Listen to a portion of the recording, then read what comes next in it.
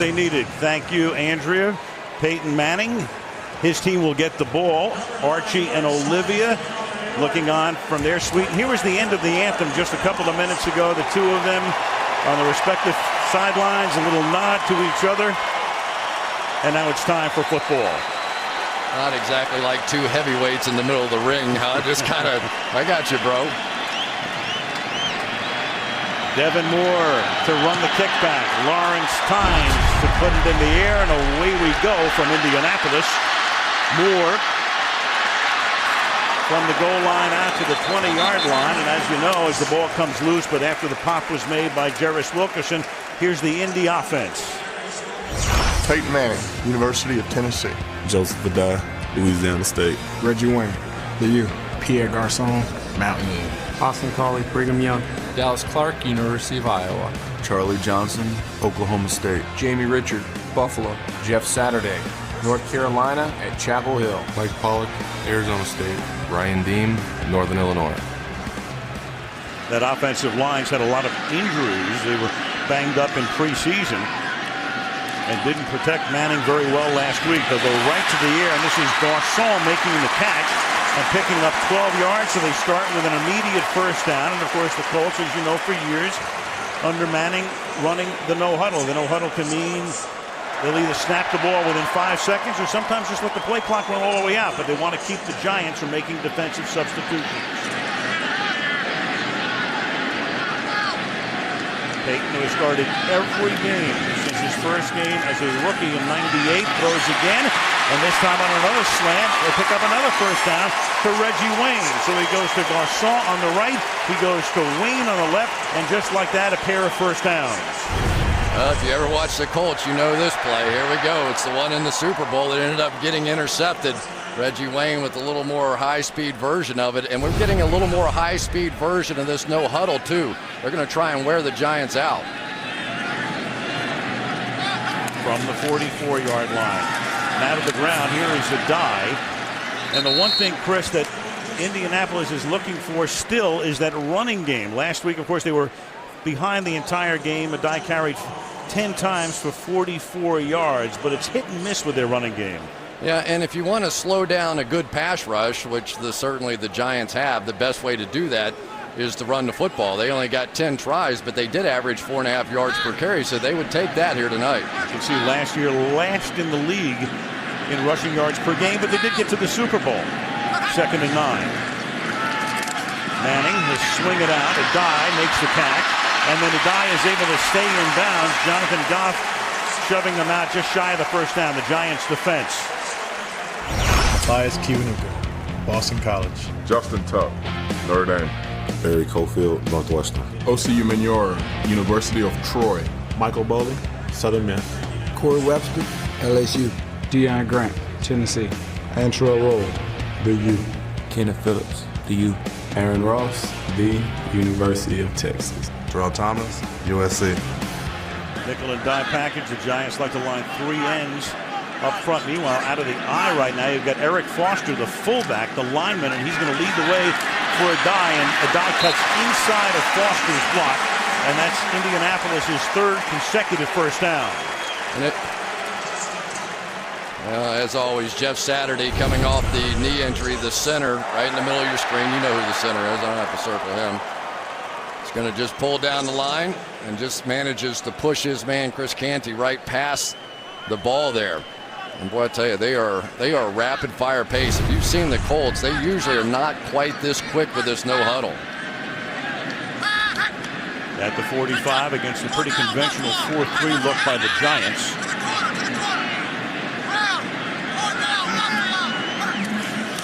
And with the play clock all the way down to 2, they stay on the ground. This is a die for a gain of 2. The Giants with a new defensive coordinator, Perry Fewell, who was the defensive coordinator at Buffalo last year, and then in midseason when Dick Duron got fired, Fewell became the interim coach. The team did okay. He was interviewed for the head coaching job the day after the season and fired that day. So he got an interview, the whole staff got fired, and then Tom Coughlin made the call and he said, come to New York with me. 4 receivers, they go 3 by 1 in this set on 2nd down and 8. And Manning's pass is caught by Wayne to the outside. He knew exactly where to throw it. I mean, it's quintessential. Manning knowing exactly where Deion Grant, the safety, was on the coverage, and Wayne looked to the outside, and it's a 13-yard gain. Now you called it exactly right. Anytime they get Reggie Wayne matched up on a safety, and so far in this game, Deion Grant has had the assignment of the inside guy. For the most part, it's been Dallas Clark in there. That's going to be a tough matchup too, but they feel like they can win that one. 8th play, they've gone 50 yards on this drive. Keep it on the ground with a dive for a gain of 9 before the safety, Kenny Phillips, coming back from that injury last year that cost him 14 of the 16 games, makes the stop. And the Colts again as fast as they can get up to the line to keep the Giants from substituting. Or the Brody Eldridge, the rookie tight end, made a huge block on that one. Give it to a die again. He swings to the outside, puts his head down, and with that second effort probably picks up the first down, and they'll spot the ball just inside the 20. The Giants, as every Giant fan knows through the years, even in their Super Bowl season of '07, very tough for them to stop the opposition in the red zone. Coughlin, since he's been the coach, they are worst in the league compositely since '04 in stopping the opponent from getting touchdowns in the red zone. And this time they give the ball off to Donald Brown, who was their #1 draft choice last year and didn't have a single carry last week. He comes in to spell a die, and he rips off a first down. This is just a fake play here. They're going to pull the guard off to the left, and it makes it look like they're going to trap the other way. That time you saw the guard, Mike Pollock, pull, and it's just a sucker play. They ran to where he pulled. Everybody went and chased the guard, and there was nobody left at home. First and goal, 11th play of the opening drive of the game, and the first flag of the game. Ryan Dean, the right tackle, moving. Ball start, number 71 offense, 5-yard penalty, first down. Bill Levy, tonight's ref, so states, first and goal. Well, and the other thing that does is it allows the Giants defense to substitute. Anytime you're playing the Colts, one of the really tough parts on those defensive linemen is they can't get a break. So that time they had Chris Canty come in and Cofield go out. At least they got a fresh body out there. 4 wide here. And only Manning in the backfield. First and goal from the 14-yard line. Over the middle, juggled, caught, and this is Austin Collie, and he'll take the ball to the 7-yard line. It will be second down and goal for the Colts. Austin Collie coming off a huge game a week ago, picking up right where he left off. They love him inside, just working one-on-one, and so far the Giants are trying to cover these Colts receivers in single matchups on the outside, and so Peyton said, I'll take all of it you give me. Colts have had the ball for the first 6.5 minutes of the game. The running back is Donald Brown. They give it to Brown, and Brown goes to the end zone. Touchdown Colts. That was Brody Eldridge, and Chris singled him out before, the rookie out of Oklahoma who throws the key block. One of the problems with bringing safeties inside is they have to play the run. So now Peyton says, okay, you want to play Deion Grant inside? No problem at all. We'll just get a guard up there on him, and we'll walk in for the touchdown. Big block in there by Jamie Richard, but that's pretty easy. You want those safeties in there to help you cover, but then all of a sudden they line up in 2 tight ends and you're dead. Richard and Eldridge working in tandem and taking out a couple of Giants, and Vinatieri boots it through. Perfect opening drive for the Colts. Eli coming on the field next. 7-0 Indy. Sunday Night Football from Indianapolis being brought to you by Southwest Airlines. Find our fares online only at southwest.com. By Hyundai, maker of the 2010 Genesis, the vehicle that does everything better. By McDonald's, I'm loving it, and by the Coors Light Silver Bullet Aluminum Pint. State capital of Indiana. On this Sunday night, retractable roof here, and it is open. Temperature was about 80 degrees an hour ago. Fairly warm. Darius Leonard will run the kickback if he so elects, and he chooses to down it in the end zone. And so the Giants will take over at the 20 with the Colts on top, 7-0. Tomorrow night, it's The Chase, the debut of it. Executive producer is Jerry Bruckheimer. Much anticipated new series, and you'll see it tomorrow night at 10 Eastern at Pacific, 9 Central and Mountain on NBC. Roof open, Lucas Oil Stadium. Third year for the Colts as this home after the Hoosier Dome and then named the RCA Dome had been their home since they came here from Baltimore in '84. Giants' first offensive play comes with 8:16 left, and they'll start with an end around, and they give the ball to Mario Manningham, and what a shot he takes from Antoine Bethea, who comes up and rips him. And they might be minus Bob Sanders, but that's a pretty good Sanders imitation. Boy, I tell you, Bethea came all the way across the field here to lay the wood on this one. He sees this reverse coming, and his message was, you think we're soft here in Indianapolis? Take that. That was a Bob Sanders kind of hit on that one, wasn't it? Yes, it was. Sanders had bicep surgery. They keep him on the active roster, but he'll be gone for a while, and there's nothing happening through the middle as the ball is carried by Ahmad Bradshaw, who's now the starter with Brandon Jacobs backing him up, and Fili Moala makes the tackle. There's Eli. Despite the Giants 8-8 last year, after they were 5-0 at one point, he had a great season. It was mainly about the defense. Those great ends, Mathis and Freeney, factors on almost every play. Here they come again. Manning gets hit as he throws, and that pass is incomplete. And I guess that Indianapolis defense took everything to heart, and they come out looking like it. Goodness gracious. Robert Mathis exploded off the ball into the line of scrimmage out here. Just ripped right around Kareem McKenzie. He had no chance. It's unbelievable. Two defensive ends, both of whom run about a 4.5 40. That's what wideouts used to run in the day. Now here's Matt Dodge, and he's their 7th-round draft choice, taking over for Jeff Eagles, and he had a terrible game last week against Carolina. This is a line drive kick, fielded at the 38-yard line and brought back to the 48 by Gerard Powers. So a low line drive kick, and sets him up in midfield. 42 yards, 10-yard return. That's what it looks like. Log on NBCSports.com. Sunday Night Football Extra. Pick your own replays. Andrea has reports from the sidelines. You can chat all game long with Pro Football Talk's Mike Florio. Tell them how much you love the announcers. A lot of stuff going on. Sunday Night Football Extra. NBC Sports or not.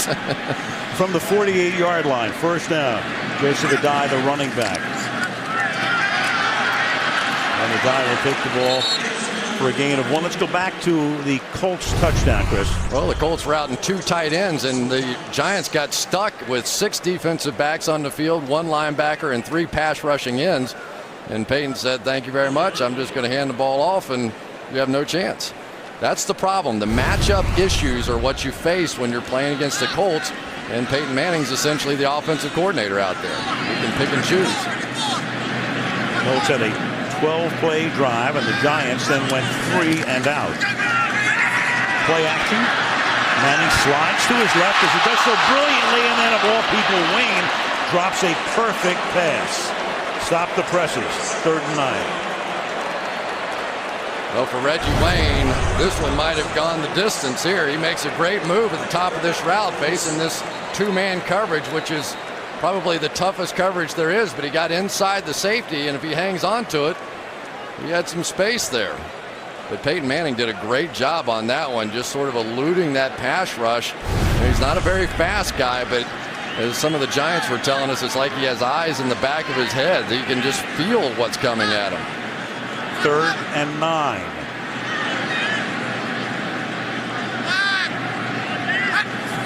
Giants showing blitz. They come and then they get back, and the pass is incomplete. Thrown into a lot of traffic and broken up by Matthias Kiwanuka. So a 3 and out for the Colts.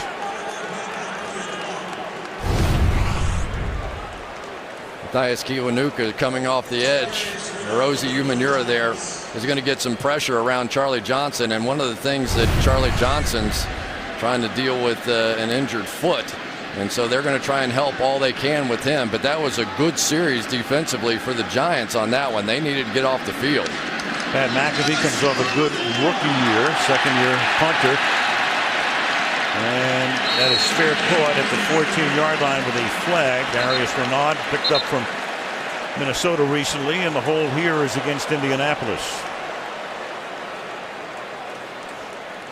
And explaining the options to Tom Coughlin, Bill Levy will tell us. Holding. Number 48 of the kicking team. 10-yard penalty. Replay 4th down.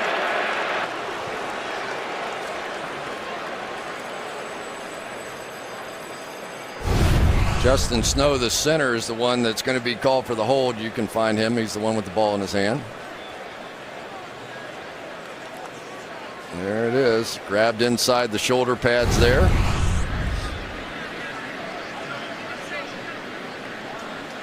Really not a huge foul. They should be able to kick it back in the same basic kind of position. But the Giants, they certainly didn't need that penalty to go the other way and give the Colts another shot around midfield.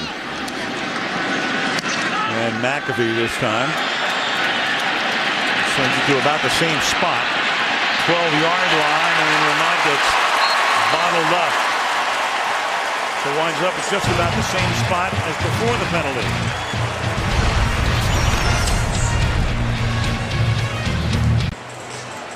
Among other things, Eli's been indestructible, 89 straight starts. Third most, of course, Brett Favre on top of that list with that otherworldly 287 counting today. And second, of course, would be Peyton with 194 every start since he was a rookie back in '98. So now the Giants. Fans for either team could hold that one up. 15-yard line. And they give the ball to Bradshaw. He picks up 8. Let's take a look at the starters here. Eli Manning, Ole Miss. Ahmad Bradshaw, Marshall. Madison Hedgecock, North Carolina. Steve Smith, Southern Cal. Mario Manningham, Warren G. Hardy. Travis Beckham, Wisconsin.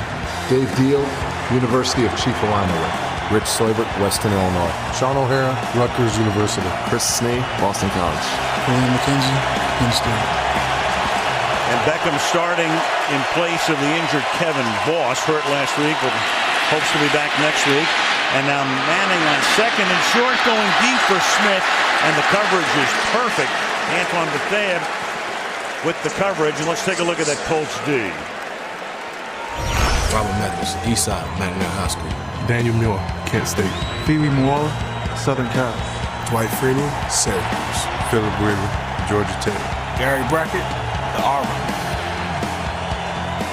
Kelvin Hayden, Illinois. Antoine Bethea, the real A2, Demecca, Howard University. Melvin Bullock, Naaman Forest High School. Gerard Powers, Auburn. I told you Session was out, and Connor, the rookie from Clemson, 53 gets the start. It's third down and 2. Eli out of the shotgun, and that's broken up by Hayden. So after a nice gain on first down by Bradshaw, the Giants can't exploit that. And it's another 3 and out. Kelvin Hayden coming off his best cover game maybe of his career. Checking out the receiver there and makes a great play. That's pretty unusual for them to be in single man coverage on the outside when you've got a guy like Nix who can take you deep over the top. To have the kind of courage to hang in there and knock that one down, pretty impressive. Effective corner blitz that time by Powers. And now Dodgers kick, and this is a good one, to the 23. This is Powers, and Powers slips, falls. And they'll spot the ball at the 34-yard line with 4:49 left in the opening quarter. 7-0 Indianapolis. Giant defense on the field. Last year, what happened? 26.7 points a game, third worst in the NFL. Giants getting up the most since '67. 40 points in 5 games. That hadn't been done in the league since '99. And so what happens? That normally means your defensive coordinator is gone, and there went Bill Sheridan. And Tom Coughlin, who had Steve Spagnuolo as his defensive coordinator before Steve got this head job in St. Louis, brings in Perry Fewell, who had coached for Tom in Jacksonville in the late 90s. Donald Brown is the ball carrier, and Brown is taken down near the line of scrimmage by Michael Boley. You know, it's so interesting watching what the Giants are doing out there for me, because the Colts are coming out in this 2 tight end run set, and the Giants don't care. They're sitting back there with 6 defensive backs and only 1 linebacker in the game, saying bring it. And basically Perry Fuel was telling us, hey, as long as they're running the football and Payton's not throwing it, I feel like I'm winning.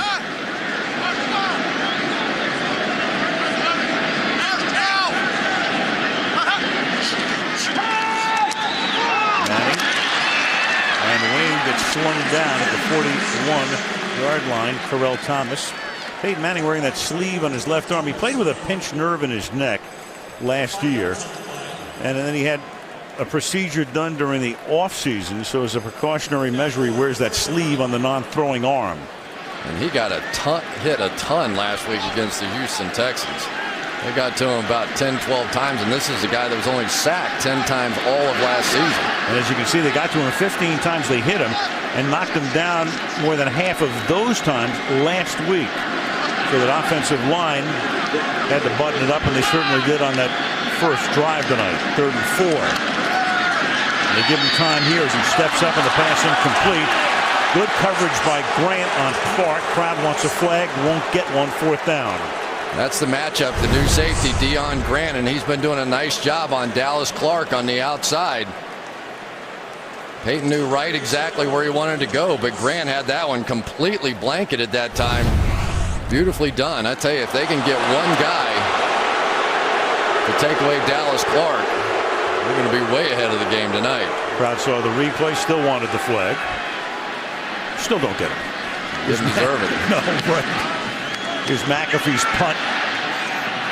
Giants are going to let it go, and it takes a good Giants backward skip, and the Colts down the ball at the 29-yard line. That's only a 30-yard boot. Well, there's Steve Smith, who has really put on a show as far as his route running is concerned. He's just one of those guys that gets it. He understands the game down the field. He has all these little tricks that he uses, little out nut cup.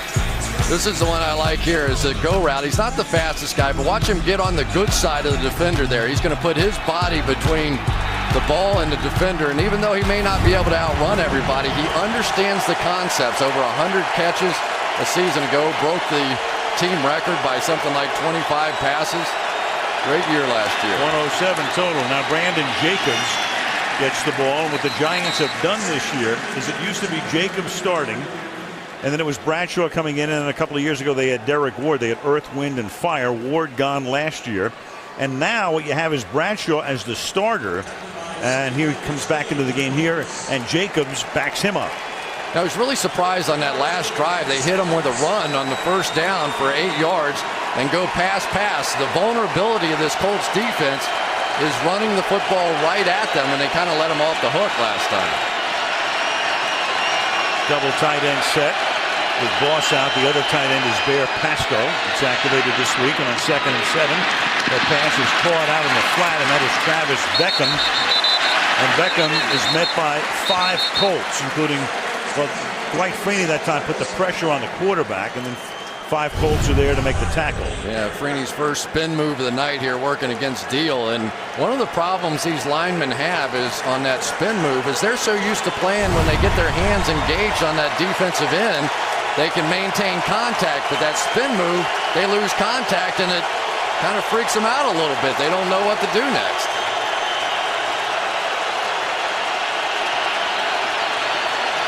Third down and 6. And the Giants will spread it out, going 4 wide.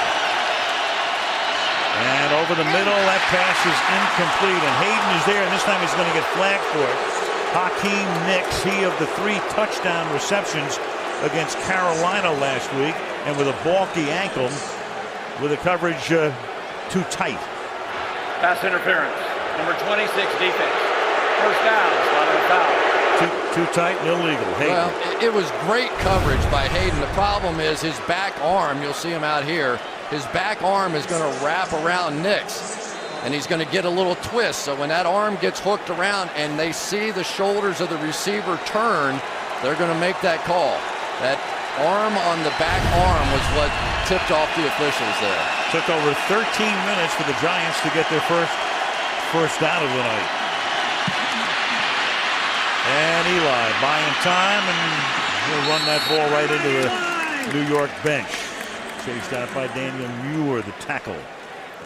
You know, the Giants are giving the Colts a few different looks here as well. They're coming out and they've got a tight end and Brandon Jacobs in the backfield, and you're thinking, okay, they're going to play some power football, and then they go double wing with those two guys. So they're essentially empty in the backfield, no threat of the run, and they're just going to try and throw it. So there's some gamesmanship going on here. Everybody in the building thought the Giants were just going to line up and play power football, and they've hit them with a few change-ups. Now an extra offensive lineman in the game, Adam Coates. 61. You saw Kevin Gilbride calling the plays, and the play he calls right here is a Jacobs run over left tackle, and that should be enough for a first down. Tackled by Powers. Over here you've got Adam Coates, the extra guy. Right there's the new tight end, Bear Pasco, and they're just going to run it right at them. Nice open field tackle on the outside, though, by the corner. Steve Smith got a little better block. That one had a chance. Final minute of the quarter.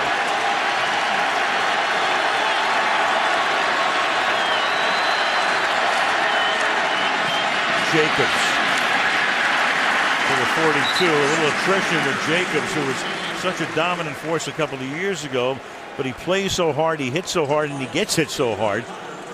Next thing you know, you got to wind up on the operating table. Hey, 6'4". Try and get your pads down low enough to not get hit in the thigh pad and the knee. And he had knee surgery in the offseason. That's the thing he's always going to have to battle, is he can never get down as low as the guy's trying to tackle him. Through one quarter of play, it's Indianapolis 7, the New York Giants nothing. NBC Sunday Night Football continues after these messages.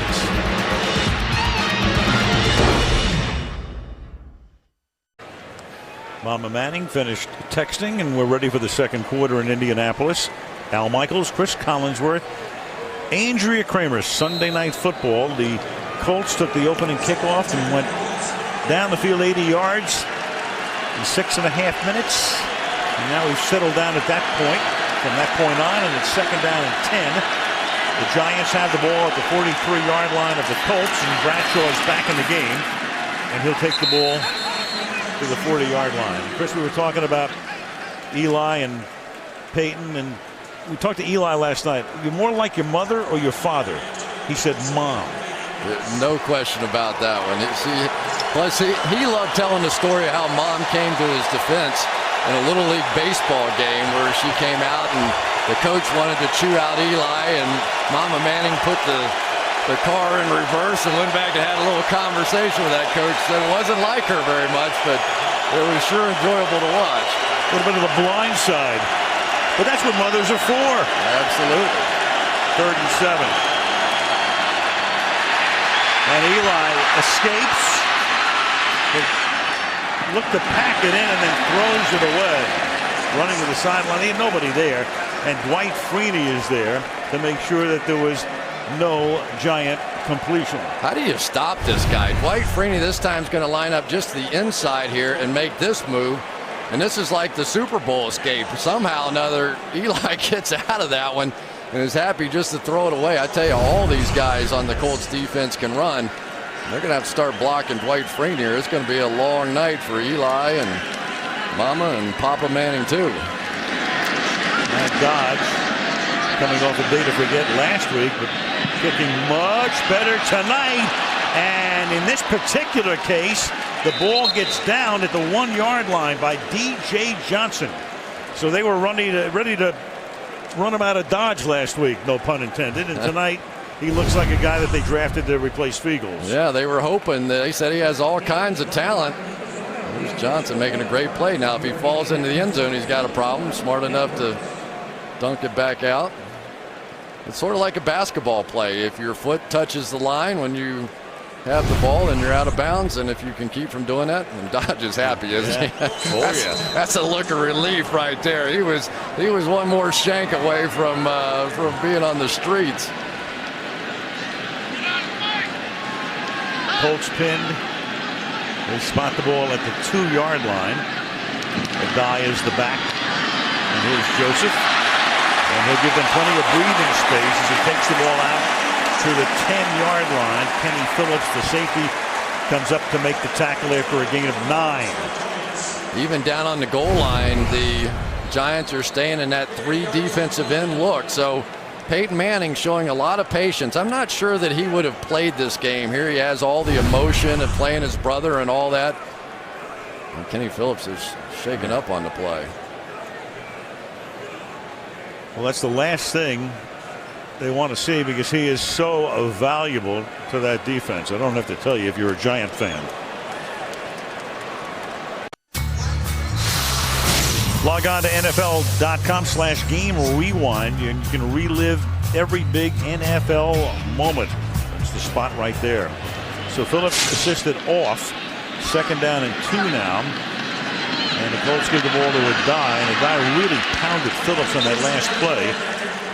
Michael Boley makes the tackle here. Phillips had microfracture knee surgery last year, and here was Adai whacking him.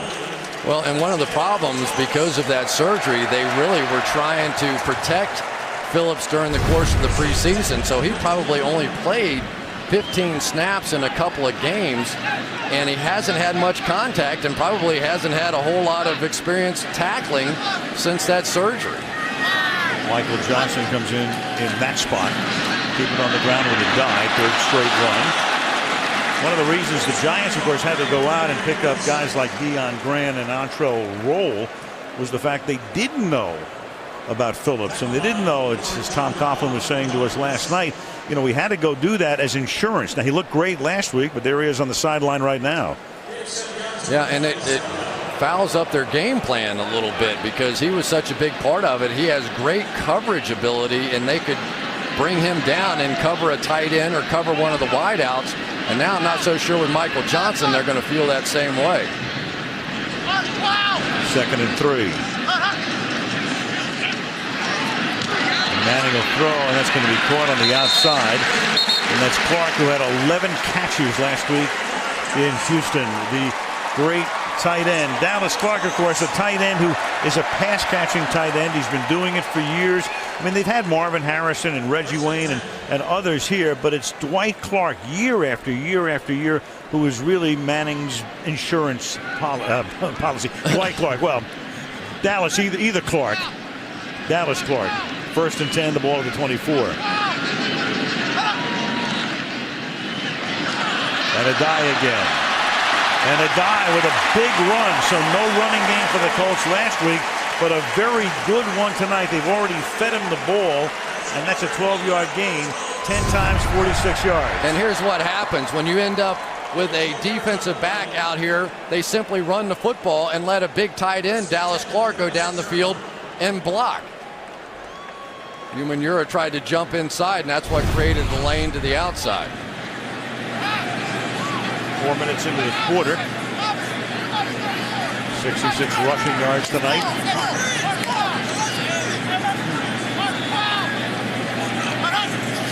The Colts who started this drive at the 2. They give it to Brown this time, and Brown's able to escape and then turns a loss into a gain because Matthias Kiwanuka had him wrapped up for a 3-yard loss, but Brown is able to get by him and take the ball out for a gain of about 4. And Matthias Kiwanuka is essentially going to step inside and use his quickness to get back to the outside, coming in right there.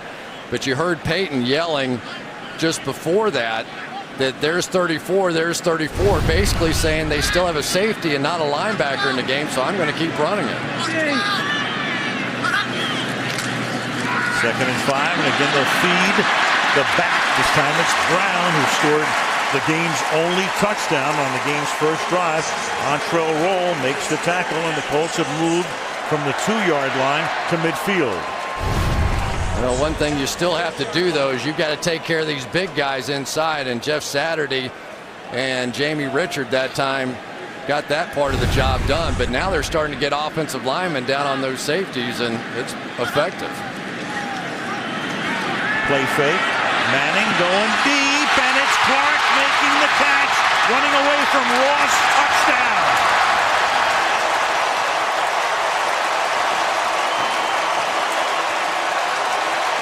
That drive was surgical.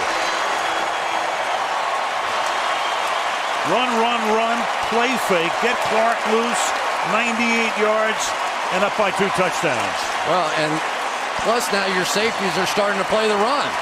The safety completely abandoned his role here on this one and is going to shoot his way up. Michael Johnson, we just talked about it. Kenny Phillips out of the game. Michael Johnson gets caught up in something underneath. And Aaron Ross was expecting help and didn't get it. Vinatieri for the point after. 8 plays, 98 yards, 6 runs, 2 passes. 14-0 Colts.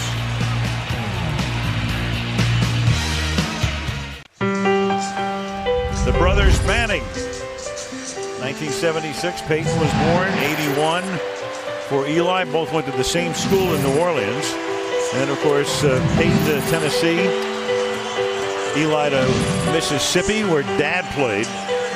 Each with their own Super Bowl MVP trophy and ring. The Bros meeting for the second time. They met at Giants Stadium on Sunday Night Football back in 06. A game won by the Colts. Here's the kickoff now. It bounces at the 2. And it's going to go out of bounds. No, it just does sneak into the end zone by a couple of inches, and that will cost the Giants 20 yards of field position. Go back to the touchdown. We'll try and figure it out. Michael Johnson is going to step up here on this play action. Maybe he just thought it was a run, got fooled, and just really left his cover guy on a complete island there. I think that was Aaron Ross going down the field, but that's unfair. He's expecting help over the top, and the injury to Kenny Phillips, then he didn't get it. Not like Peyton noticed that, huh? Yeah. From the 20. Play fake to Jacobs, and that buys a lot of time, and then going deep and looking for Smith. Can he corral it? And he is able to not get it, and then it's picked off as Gerard Powers winds up with the football and then runs it back to midfield, and a flag goes down all over the place. A bunch of flags after the tackle is made on the Colts sideline. Great interception. Deep pass by Manning, who had time. Smith looked like he was about ready to come down with it. Levy and the crew go over the flags. After the runner was out of bounds, personal foul, number 27 of the passing team. 15-yard penalty, first down. That's Brandon Jacobs, costing him 15 more. Back to the interception. They really had Steve Smith bracketed on this one. No reason to throw this football. I think what the Giants are doing, they're anticipating Antoine Bethea coming down and playing the run. They were in the I formation with the fullback, with the Brandon Jacobs back there. They very much look like a run set, which typically means Bethea comes down to play that run. They thought it was going to be there, but Eli really should have figured that one out. At the snap of the ball, Bethea did not move. There really was nowhere to go with the ball. For a fleeting second, and if Coughlin's going to probably throw a flag here because of the contact by Smith. They'll move the ball all the way back, and Tom noticed that, and the staff certainly upstairs did. And he'll want that reviewed, not because of the interception, but because of the spot. Challenging that the runner was not touched and was able to advance. We'll review the play. Right, he should win this challenge. We'll find out when we come back.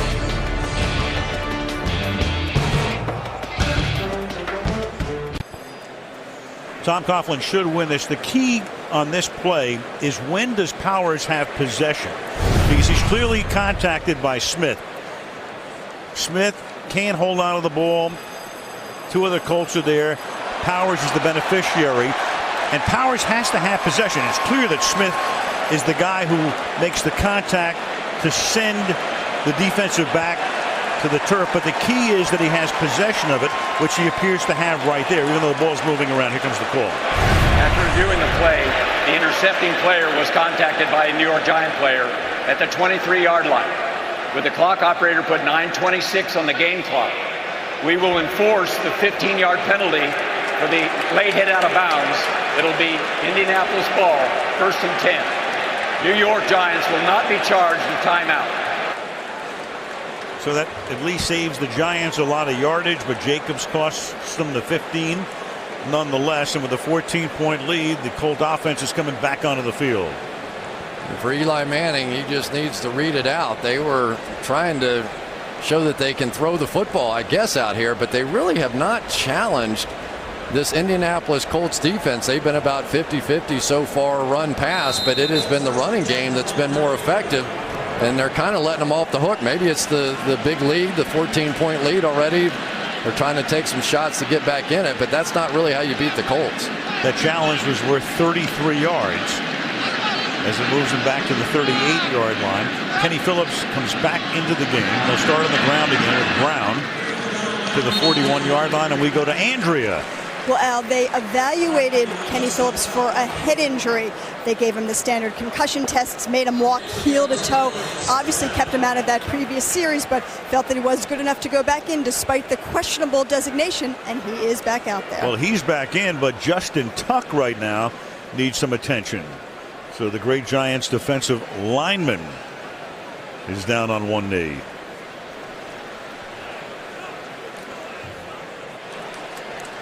All right, so Tuck goes to the Giants sideline. Kiwanuka moves over to his side. Umanura comes in at the other end, and it's 2nd down and 7 now from the 41-yard line.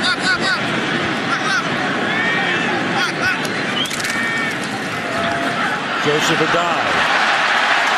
1st down into Giants territory to the 43-yard line.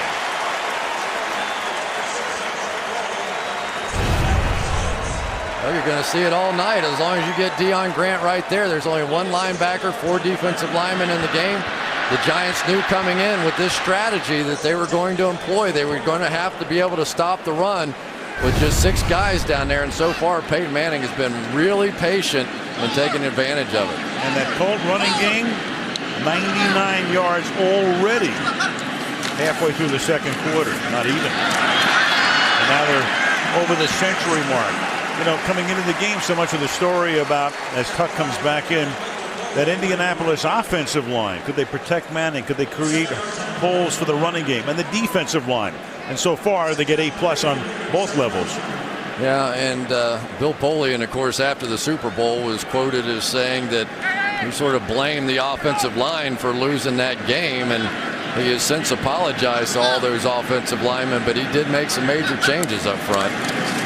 2nd and 4. Adai running with abandon and looking like that 1st-round draft choice out of LSU from 2006. And that's a gain of 12 as Coughlin looks on with that perplexed look. Yeah, they're just getting cutoffs on the backside here. Chris Canty is going to get cut off by Charlie Johnson, and that's going to allow the cutback to come over. This is an offensive line that really is getting a pretty soft look in there because of the way that the Giants are playing, and they're not changing. Donald Brown, the runner.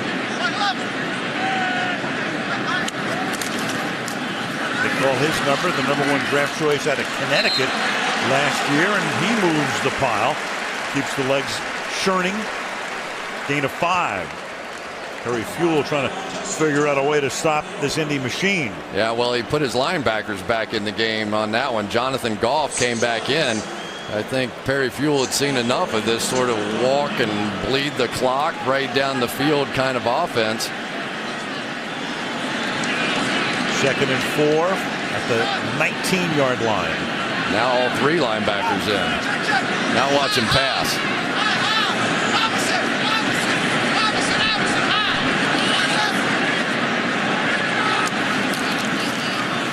Oh, keep it on the ground. Brown, as long as that ground game is working. Brown a little short of moving the chains. 3rd and 1. Well, if you can't stop it with this look, they got everybody up here right now. I mean, you can't have any more defenders up, and they still did okay running the football. Ryan Dean with a good push off the side, and when you talk to some of these Colts guys, they feel like that the one guy who never gets a credit around here that he deserves is the right tackle, number 71, Ryan Dean. 21 runs for the Colts, tying the most in any first half since Peyton took over in '98. And here's your new record, but it's not a thing of beauty because Brown gets taken down by Barry Cofield behind the line of scrimmage. Yeah, they're starting to get the big guys back in there now, and that time it worked. Barry Cofield just blew right through Jeff Saturday, who tried to cut him off on that play right here. Finally get some of the defensive tackles in the game, some of the defensive ends and defensive backs out of the game, and it finally worked. Giants will limit them to a field goal attempt. Adam Vinatieri, a 38-yard field goal for the longtime ex-New England Patriot. And still walking him through at the age of 37. 5 minutes remaining in the opening half. It's been all Colts. They lead 17-0.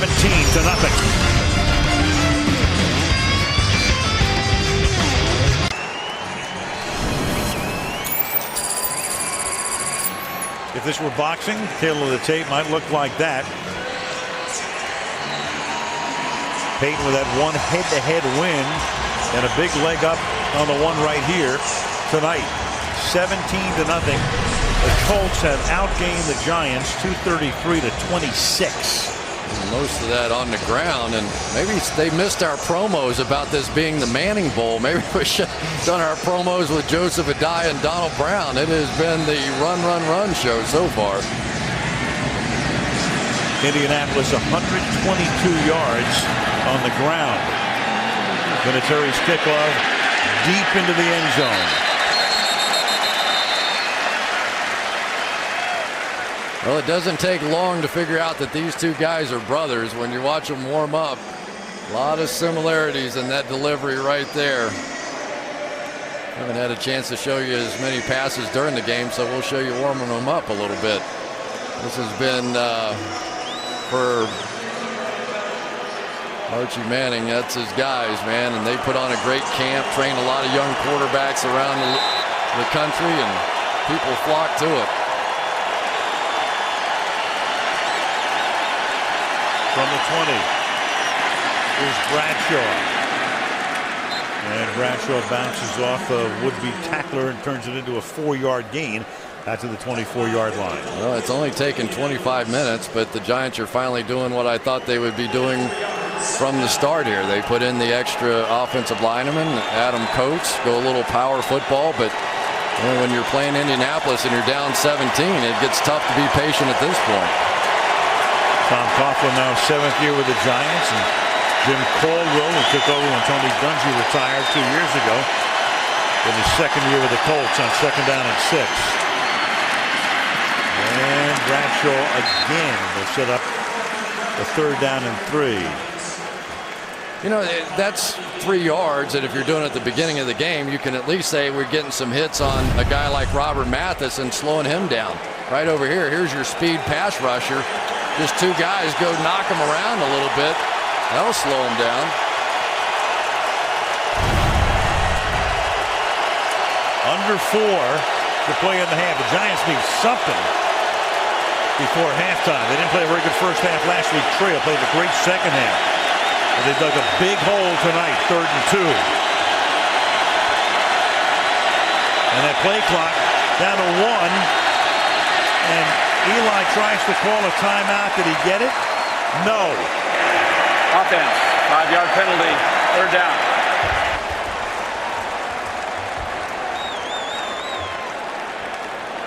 Well, the Colts were in a blitz look. Ramon Humbar was up there right at the line of scrimmage, and I think Eli realized he couldn't get it protected, thought he could get it checked, and thought he could get a timeout, and got neither. Now he's back in a situation where you got to face Freeney and Mathis on 3rd and long. That was a big penalty. The Spinners, 3rd and 7. Only a 3-man rush. And Eli is able to convert just barely. Steve Smith cutting across the middle, making the catch, and Dawson with the tackle. So they move the sticks with under 3 minutes to play. First down. Well, this is the kind of route running I'm talking about with Steve Smith. Watch him go up, make a tight turn, knew right where the first down marker was. One of the leading third down receivers in all of football a season ago, and Eli never looked anywhere else. He has one guy he truly trusts in that situation, and it's Steve Smith. Led the league in third down grabs last year, makes a big one here. He had 38 last season.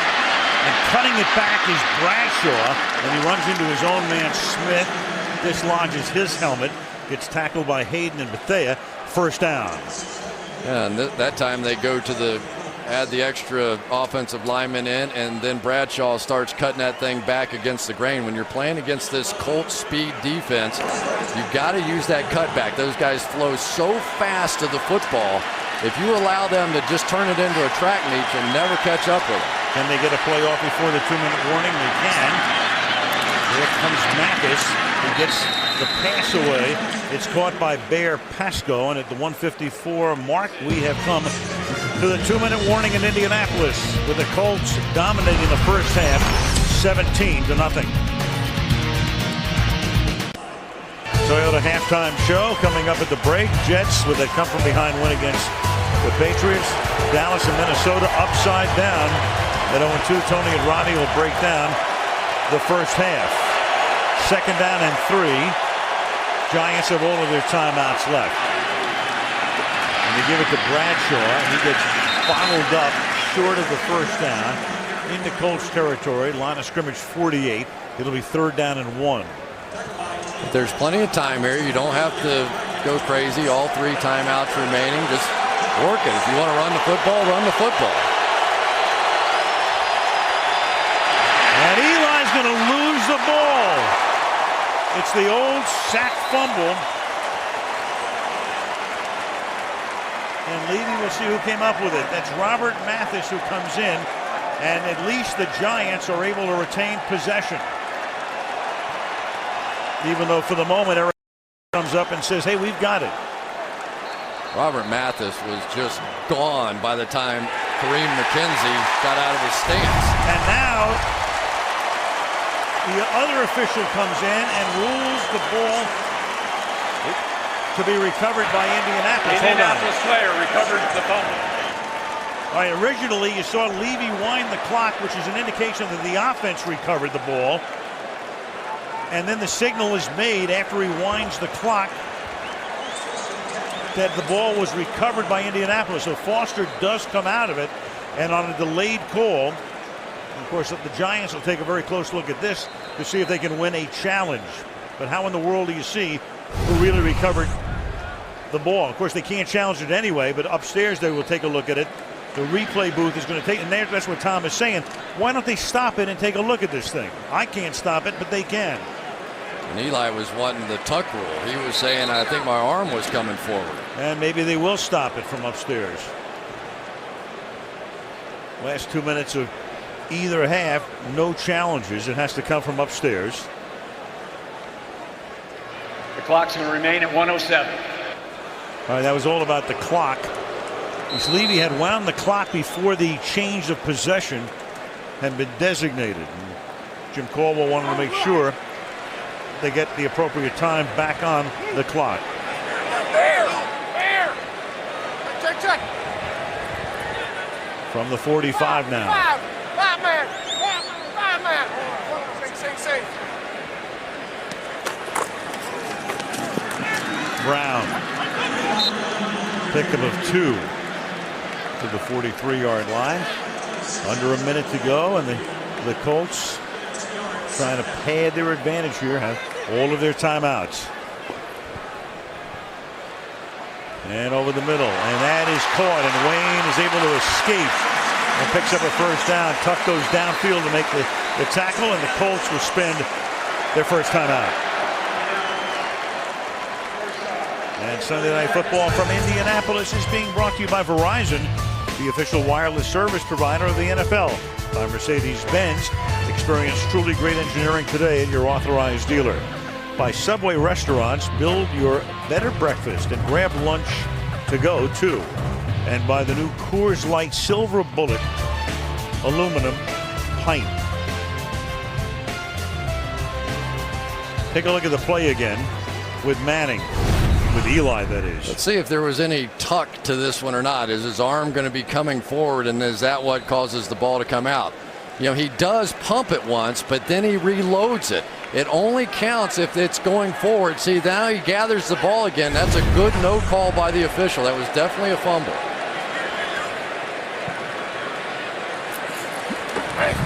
First and 10 at the 34-yard line, and Manning throws and reaching back to make a nice grab is Clark, but a flag is down on the play. Flag at the 23-yard line, which is about 10 yards downfield. And obviously against the Giants.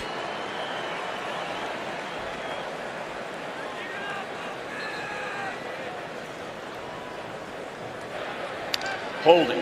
Number 21 defense. Penalty is declined. Second down.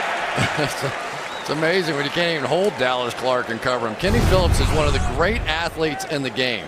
And he's going to take a shot here at covering a tight end. And I don't know if you can really call him a tight end. But as Dallas Clark gave him that little push off, Kenny Phillips gave him a little hold in return. And that was the matchup that they really thought was going to give them a chance to win the game. Not to take a timeout. So Indianapolis, after originally calling the timeout, they have the option after the penalty call to not take the timeout. And obviously that's the choice they've just made. And instead of an automatic first down, at this point, why not make it second down and 1 instead of first and 5? They'll take the extra yardage is what this amounts to. Absolutely. Work that field goal if you ever needed it. Right. The down and distance is next to irrelevant with 2 timeouts. And at this point in the half, and the pass is incomplete. Justin Tuck that time came in and was able to get Manning to the turf. 3rd and 1.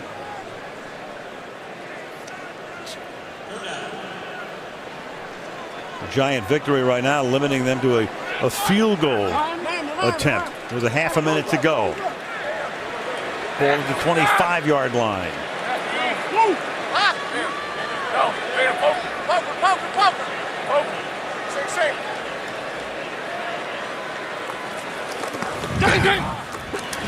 And that'll convert it.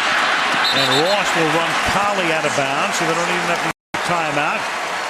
Pick up a few yards, specifically 9 on that play, and make it a first down. The Colts are using a new snap count. Watch Jamie Richard over here, the guard. He's looking at Peyton. When he kicks his leg, he's going to reach over and touch Jeff Saturday. That allows Jeff Saturday to keep his eyes down the field because he's the one making the calls as to what the defense is doing. Jeff Saturday will keep his head up. Jamie Richard will look between his legs. He played center all preseason when Saturday was recovering from the knee operation. Kick him, touch him, there we go. And that's caught off the back shoulder by Adai, and that's going to make it a first down and goal at the 4-yard line. And Manning takes a timeout here, so it's a first and goal.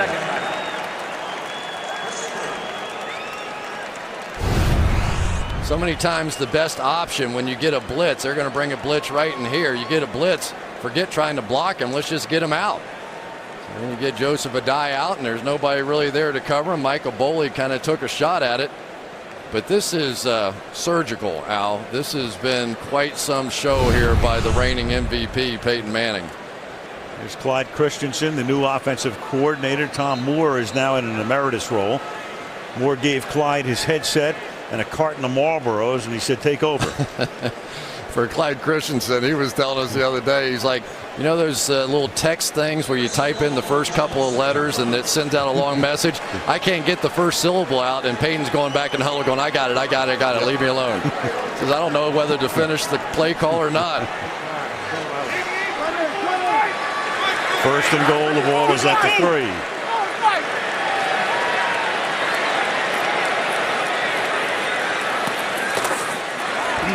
Little fade in the corner of the end zone, and Webster is covering Garcon That ate up only 3 seconds. 2nd and goal. Well, for Corey Webster, he's out there and he's all alone, and he knows he's all alone, but it's a nice play. It was kind of interesting that time. Peyton Manning snapped the ball without saying a word. There was not a hut or a go or anything, and maybe that's what he's determined is the best way to attack that bump and run. If they don't hear the snap count, maybe it gives Pierre Garçon a little jump.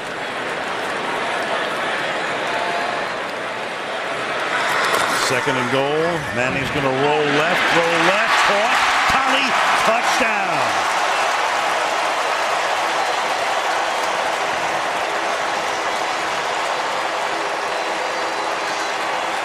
8 plays after the turnover. 45 yards in less than a minute. Well, it's a great play by a veteran that time in Reggie Wayne. He understands how to pick without making contact and getting the penalty called against him. It is nice to have veteran ball players on your team. Vinatieri now for the point after. And the Colts with just about a perfect first half. Doesn't get much better. 24-0 Colts. Reggie Wayne right here is going to take a hard down inside move and force the defender to go out over the top of him. Watch him. No contact. Just get him to loop over the top. Plenty of room to get it into Austin College. There is not anything that these guys don't do well, and I tell you, they got physically handled a little bit in Houston, but the Manning Bowl has been clearly one-sided. You think Archie and Olivia call down and say, like the old days when they were like 12 and 6, come on, be nicer to your little brother, would you? Let him score some points. We used to see some of their basketball games that you could tell that Peyton was taking it easy on him. Series premiere of the event. Sneak preview of the new NBC drama that's coming up at halftime. I saw it already. I got one of the tapes. That's a heck of a show. I used to love watching 24 with our family and thought that was a great show, and this is going to remind you an awful lot of it. You'll enjoy that one. And your own sneak. You must know people in high places. I got a few connections now.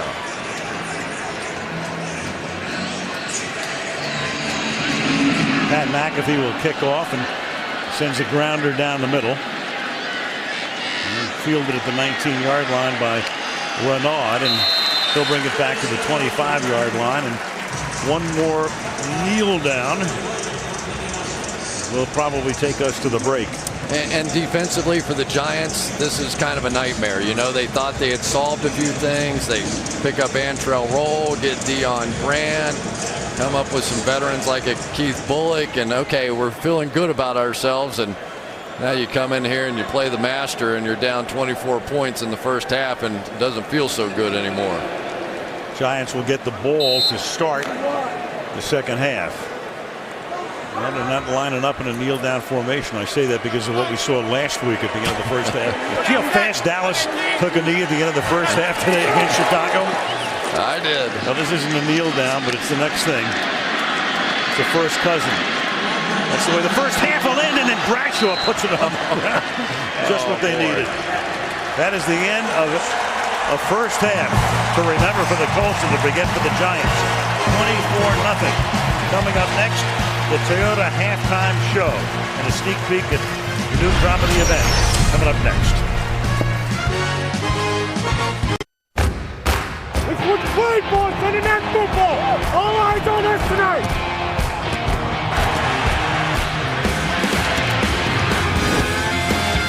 They give it to Brown, and Brown goes to the end zone. Touchdown Colts. What a shot he takes. This message was, you think we're soft here in Indianapolis? Take that. Manning going deep, and it's Clark making the catch. Touchdown.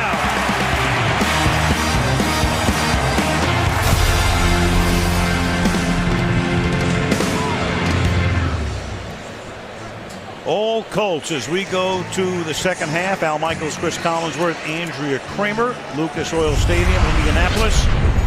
A one-sided comparison. 17 passing yards for Eli, 154 for Peyton.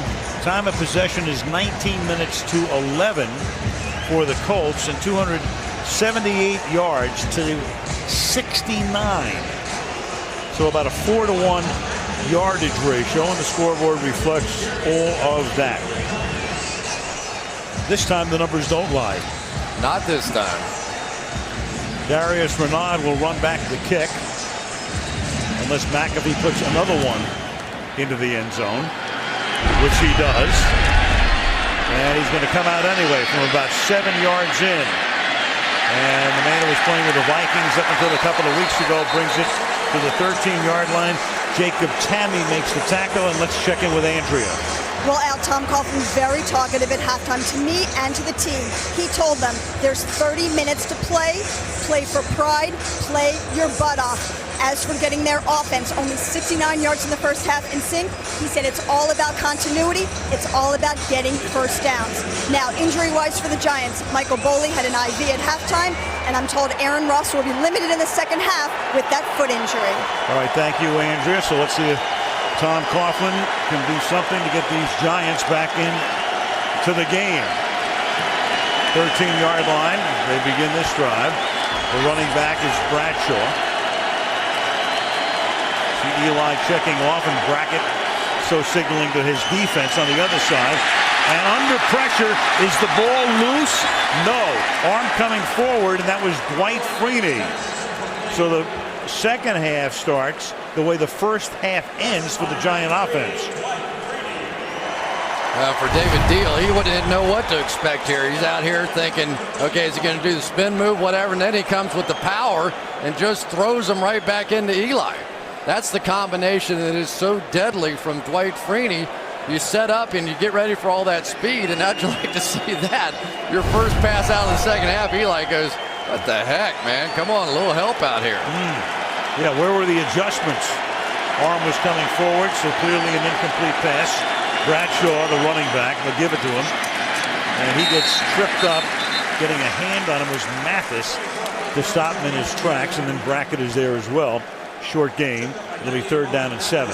One thing we haven't seen a lot of tonight is the classic fullback position. Madison Hedgecock last week played one of the poorer games that I ever saw from him. And to make it even worse, Vontae Leach, the film that they were watching against this Colts defense for Houston, was masterful. And it was an embarrassing week for Madison Hedgecock, and he has not played much tonight. Victor Cruz, who is a preseason star, comes into the game at wideout, number 80. And Manning will throw, and that'll be caught for a first down on the 3rd and 7. They convert to Steve Smith. He of the 107 catches last year. Funny, Chris, you know, he was always like the other Steve Smith, but then he had such a good year. The Carolina Steve Smith, at least for 10 minutes, became the other Steve Smith. The other one. And somebody'd like to be the other David Deal. It doesn't matter what David Deal does. He can't keep up with him. You know, at some point, you know, give him a little help, I guess, because Eli, if he doesn't throw it when he hits that back foot, he's getting hit. First down. And that's caught, and that's another 9-yard gain. The tackle is made by the rookie Cavell Connor, playing the left cornerback or left linebacker position, as Steve Smith makes another catch, and that's good for a gain of 9. Indianapolis's defensive coordinator, and he was a man not quite under the gun after the first week, but after that performance, Larry Coyer, who's been around so long. When Jim Caldwell was a player at Iowa, Coyer was his defensive coordinator. 2nd and 1. And Bradshaw, who would have been stopped behind the line of scrimmage, with a great individual effort, taking it out to the 43-yard line. Bethea makes the tackle. Boy, for Ahmad Bradshaw, he just looks like a different guy. Surgery on both feet and his ankle, and this is what he can do. He makes so many people miss. You think you've got him dead to rights, and his ability to re-accelerate. I talked to him the other day. He said, I cannot believe how good I feel. He said, I have been in so much pain. It first happened to me my freshman year of college that I didn't even realize it anymore, and now that I'm feeling better, it has just been fun to play the game. 10 carries for 56, and here's the 11th carry. And again, taking a couple of Colts with him for an extra yard or two. He takes it up to the 46-yard line. And you just wonder about the relationship. Of course, Ahmad Bradshaw really has taken over the starting role for Brandon Jacobs. And I said, does it hurt your guys' relationship? And he said, no, we are best of friends. Their families hang out together all the time, spend a lot of time with each other. And Brandon even told him, he goes, you deserve it. You've been playing great. Comes out for a blow, and Bradshaw is behind Hedgecock now in this set. And then this is Jacobs. Jacobs carrying back the other way, but Thea comes up to make that tackle. So Jacobs, normally a straight ahead power guy, tried to do a little bit of dancing, and nothing happening. Yeah, and Tom Coughlin's probably pulling his hair out right now. I mean, the last thing you want to see your 260-pound back do is this. You're not Walter Payton, you're not Barry Sanders. Make somebody feel the pain of trying to tackle you. And you're not on Dancing with the Stars. So half the league seems to have been. Bradshaw back in. 3rd and 8.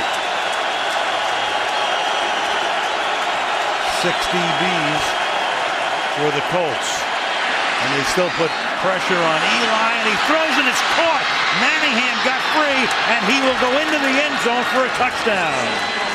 He beats Jacob Lacey down the left sideline to get into the end zone, 54 yards on a 3rd down and 8.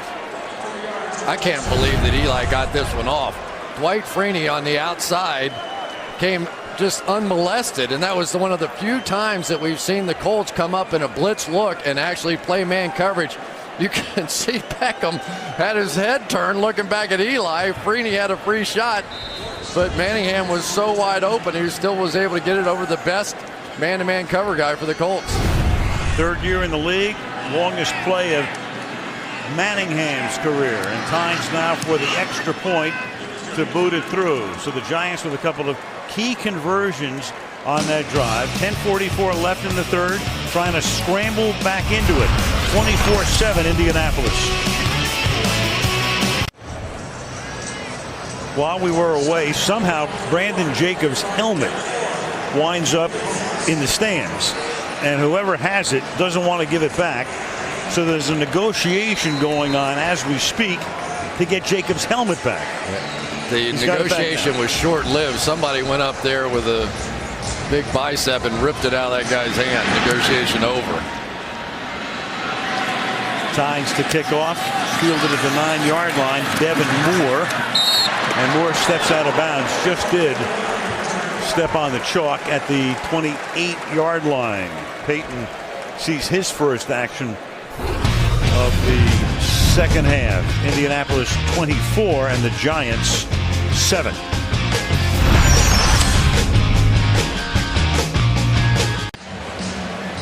Jacobs with his helmet back. We're on the way to solving that mystery. We'll have the story for you in a second.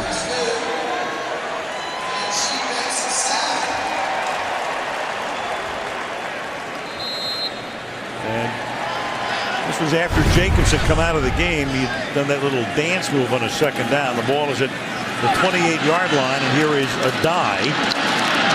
And Adai picking and threading for about 5. We have the #1 sleuth on our staff, Andrea Kramer. Andrea, what do you know? Yes, I'm on spy patrol down here. Well, the Giants sideline, what they're saying officially is that Brandon Jacobs came off the field.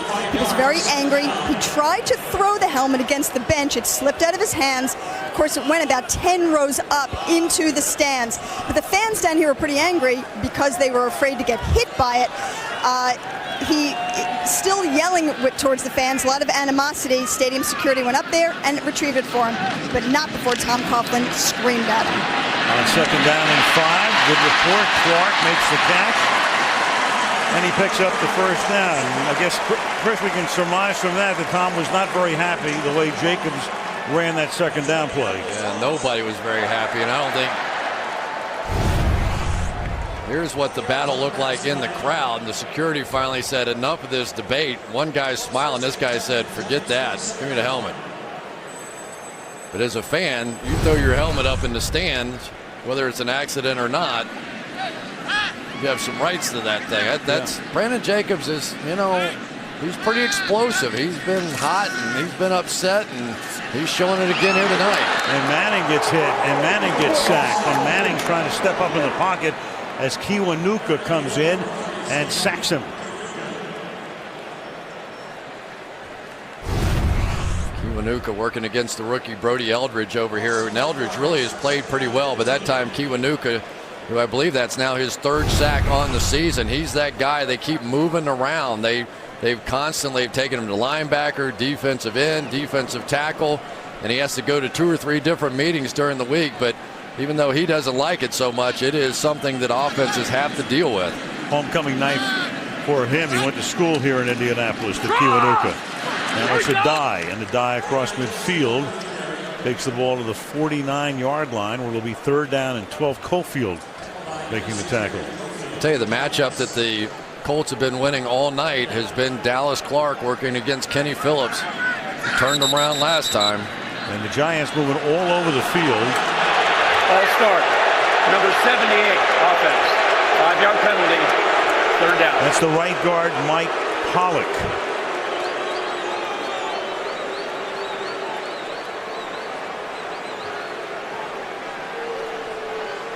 Peyton might have thought that he was going to be cool. Remember, the umpire now moves back into the offensive backfield. It was a big issue in Green Bay in preseason, but they have rectified that. I think that's what he thought it was all about. And one of the things, Al, that they've done was they took the running back, Joseph Adai, and put him on the right side so he wouldn't get in the way of the umpire retreating in that no-huddle offense. Here's right over here.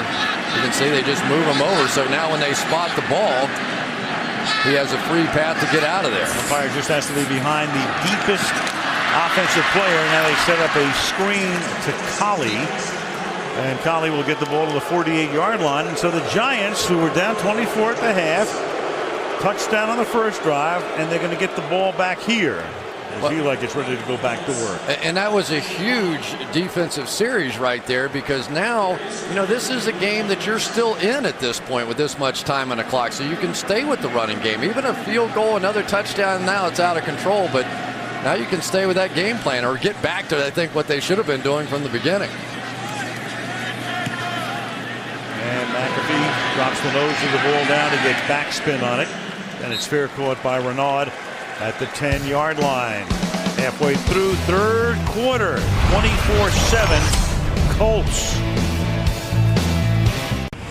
Executive producer J.J. Abrams was behind the phenomenon Lost, and now his new adventure comes to NBC. It's a new series. It's called Undercovers, and you'll see it beginning this Wednesday right here on the National Broadcasting Company. 1st and 10. At the 10-yard line for the Giants. Big package back in now for the Giants. Fullback, extra offensive lineman, and the tight end. Bradshaw behind Hedgecock. And Bradshaw doing it himself.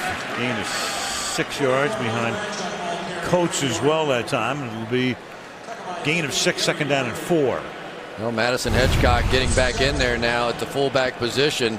And he's going to get a decent block on this one, but it's not exactly one of those where he drives the guy out of the hole. He kind of gets caught. And here's a couple from last week. Here was Vontae Leach, the way that he played against this Colts defense. And he was knocking people down and out left and right. And this was the tape that the Giants were watching all week. And for Madison Hedgecock, not a very pleasant film session. And Manning's going to get hit from behind. The ball is loose. The ball is going to be taken into the end zone for a touchdown. Dwight Freeney, and you knew he'd be in the middle of the action, with Fili Moala getting the touchdown. I don't know what made them think they could block him this half. They certainly have never blocked him in the first half one-on-one. Dwight Freeney's got to be laughing. He's got to be saying, you got to be kidding me. How in the world do you think you're going to block me out here one-on-one? It's just, there's been a lot of strange things going on. I thought they would stick to the run game, but when they drop back to pass with these two guys, they just have had no chance tonight. And once again, that's that empty hand situation where even though the hand's coming forward, if the football's not in it, It's a fumble. It's a sack fumble. It's Adam Vinatieri for the extra point, and all of a sudden the Giants, who looked like they had some life, who looked like they had a shot, are back down again, 31-7. He's been doing it for years. Dwight Freeney.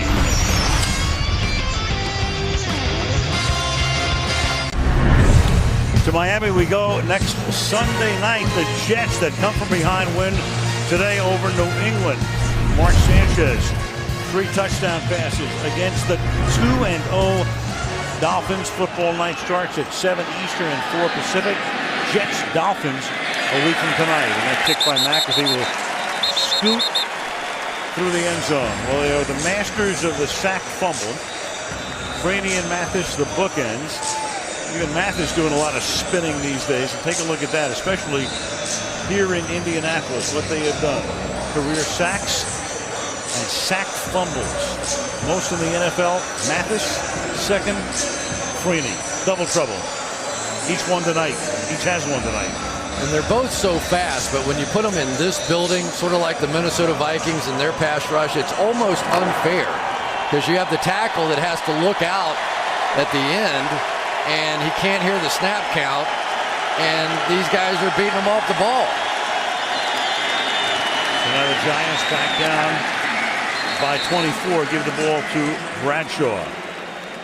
I'll tell you, Larry Coyer did his job this week. I mean, he was very much in the ears of these defensive players for the Colts. He told them, he said, guys, you've got some soul searching to do. Believe me, Tom Coughlin is going to come out here and try and humiliate you the exact same way that Houston did a week ago. They are going to take on his personality and run it down your throat. The only thing was, they didn't really do that in the first half.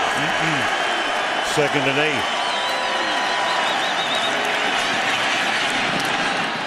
It'll be a first down. Smith. Hey, a tip of the cap to Fili Moala as well. Because we're always talking about who creates it. It's like Gretzky setting up a guy right in front of the goal. He feeds him, and there's Moala right there in his 2nd year out of the University of Southern California. 2nd-round draft pick last year, and I assume he'll keep that football. Oh yeah, they were over there chest bumping and high fiving, and they'll get a lot of touchdowns over there. First down, 31-yard line. That's Manningham. Short gain. Colts will give them all of the 4-yard gains that they want. Hayden making the tackle. Well, we'll find out more about what Brandon Jacobs did. I'm sure it was exactly what he's done. If you've ever thrown a golf club, you've probably had a few go askew. Al, have you ever thrown a golf club? Not in 3 or 4 days. But it will, it will be a story in New York. Trust me. You throw your helmet, or your helmet somehow gets into the stands, it will be a topic of discussion for this week. 12 sidebars. 2nd and 6. Bradshaw. Tough running. Tripped up by Hayden in the first down. Mathis is so fast off the ball that time. He ran himself right out of the play. He's got the feeding frenzy thing going on right now. He ended up so fast, Bear Pasco had absolutely no chance to even move. And you can see the problems you've gotten into here. And that's the reason, even if you want to throw the ball in this building with these two guys, you can't do it. You can't put your quarterback in that kind of danger. From the 46-yard line. Look out again. He steps up. There's a wobbly pass. And he's lucky that one doesn't get picked off by Bullock.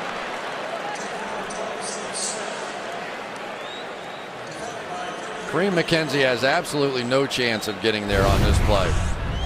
Mathis going to come off the edge. You can see McKenzie's getting out there as fast as he can. And Eli, before every throw, is playing dodgeball.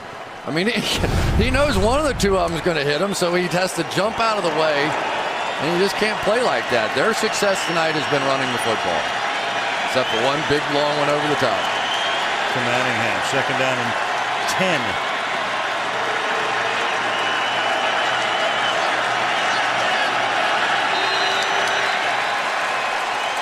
And the Giants have to spend a timeout.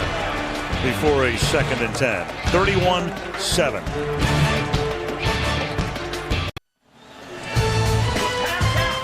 Sunday Night Football brought to you by Wall Street. Money never sleeps. Friday only in theaters by Bing. Stop searching, start deciding with Bing, the decision engine from Microsoft.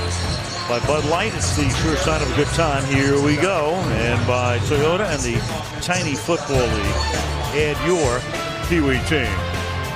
It's the alma mater of Matthias Kiwanuka of the Giants. Cathedral High School, consecutive state titles at the end of the last decade.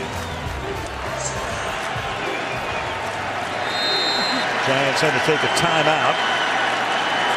So it's 2nd down and 10 with the ball at the 46-yard line.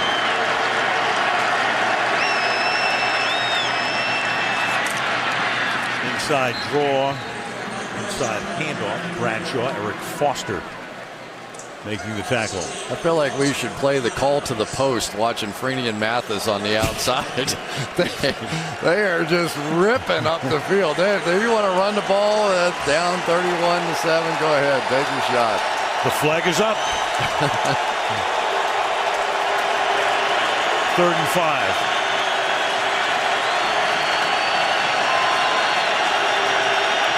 Still no help for David Deal. Low throw. Smith can't grab it. That'll take us to 4th down. But you can see what it does for the defensive backs of the Colts, because they're sitting there and they know that Eli has to throw this ball in about 2.5 seconds. So all they're going to do is just sit down and squat. You see on the outside, Powers and Lacey, they're just playing those throws, because even though Nix wanted to get the ball down the field, there's no way Eli has time to do that. So they're going to let you run by there. Dodge's kick. It's a short one. Powers calls for a fair catch at the 19-yard line. A little less than 3 minutes to play in the 3rd quarter.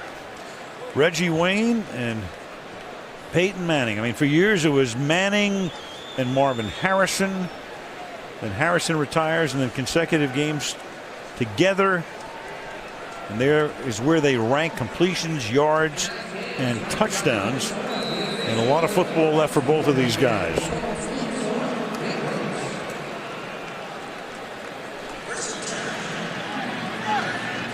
The crowd is trained to be so quiet here when the offense is at work.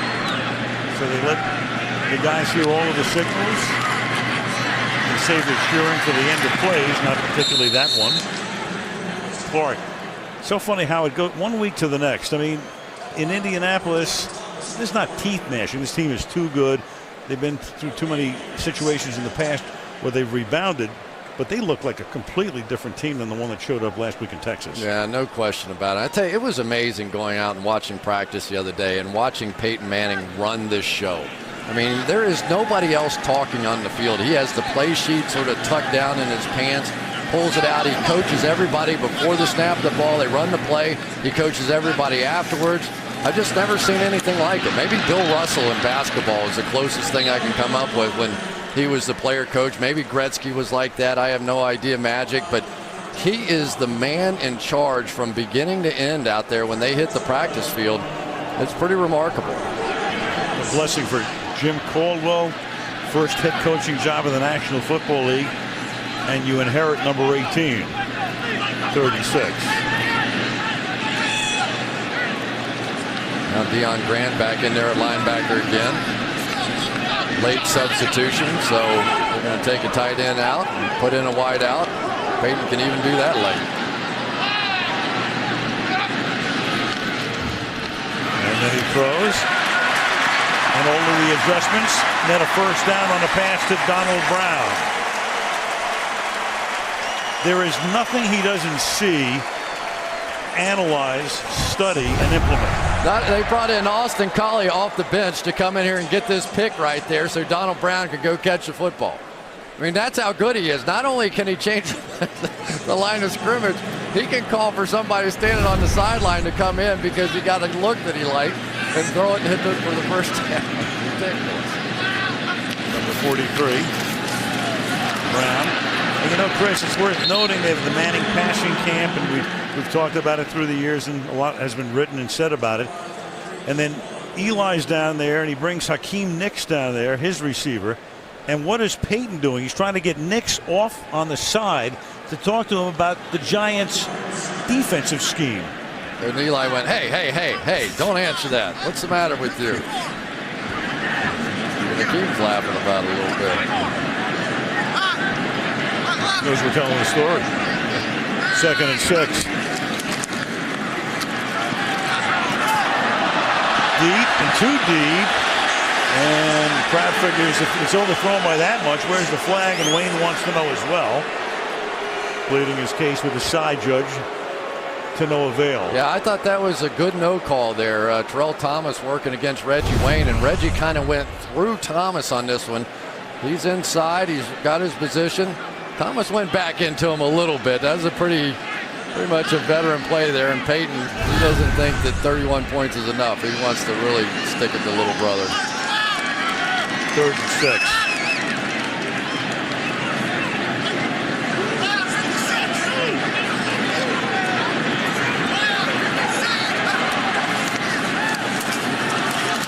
And Brown, he'll be stopped at the 49-yard line. And that will take us, in all probability, to the end of the 3rd quarter. So 15 minutes will remain as the Colts try to go to 1-1 and the Giants try to avoid.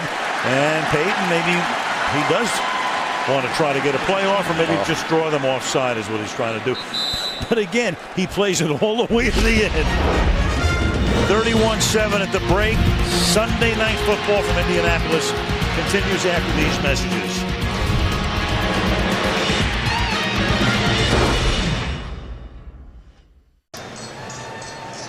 Al Michaels, Chris Collinsworth, and Andrea Kramer in Indianapolis on this Sunday night, 2nd weekend of the season, a marquee matchup, and Indianapolis turning it into quite a show for the home group as they begin this quarter with a punt by McAfee.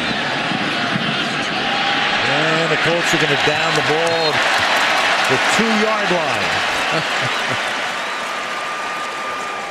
Well, it has been the Mathis and Freeney show tonight, and you want to see a little speed? Robert Mathis going right around Kareem McKenzie. That one in 2.3 seconds. There we go. We're running 100 meters again, 2.4 seconds. And we'll look over to Dwight Freeney on the other side. David Deal did a great job on that one, held him to 2.6 seconds. But that's what you're talking about. As a defensive back, it is just a joy to play behind those guys, especially when you get the crowd noise going, and now you're back up in your end zone. Your tackles won't be able to hear anything at all. Good time to run the football. Now the Giants begin from their own 2. Bradshaw.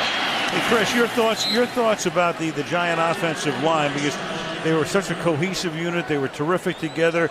They played at one point 38 straight games from the start of 07 through last October. But since McKenzie got hurt and they've had guys kind of in and out there, it's been a different story. I mean, last year, Manning got sacked 3 times in the first 6 games and 27 times in the last 10. Yeah, they're getting a little bit older. They did have 3 guys go to the Pro Bowl a season ago, but they're not doing what they do best, which is coming off the ball, run blocking, and going play action off of it. 2nd and 3. Bradshaw gets stuffed. 3rd down. You know, Melvin Bullett's come in here and done a pretty good job. He's played so much for Bob Sanders. It wasn't much of an adjustment for him to come in and try and fill in again. Of course, Bob Sanders is just one of the most dynamic players in the game. You're talking to Larry Coyer, and he'll tell you that there's nobody with his talent on our defense. So we can't replace that. But Melvin Bullitt has been there long enough and played a long time with Bethea, so we're comfortable. 3rd and 3.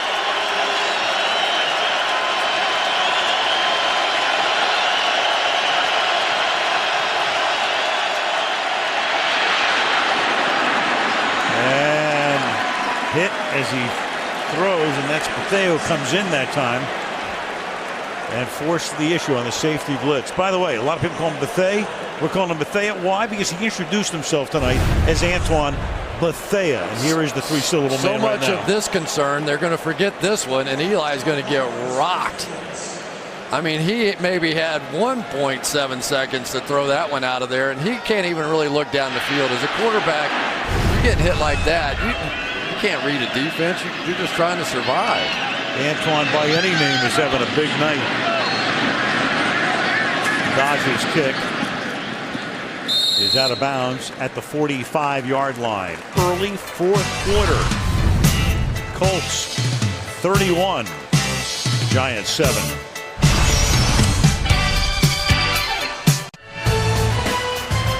Sunday Night Football brought to you by Endless Shrimp at Red Lobster, by Bank of America, by DirecTV. Watch your favorite team wherever you live, only on DirecTV, and by Nissan, inviting you to shift the way you move.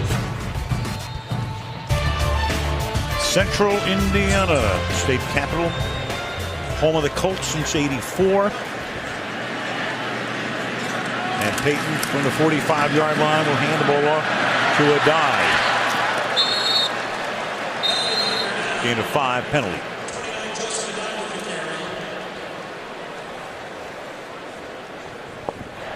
Holding. Number 85 offense, 10-yard penalty.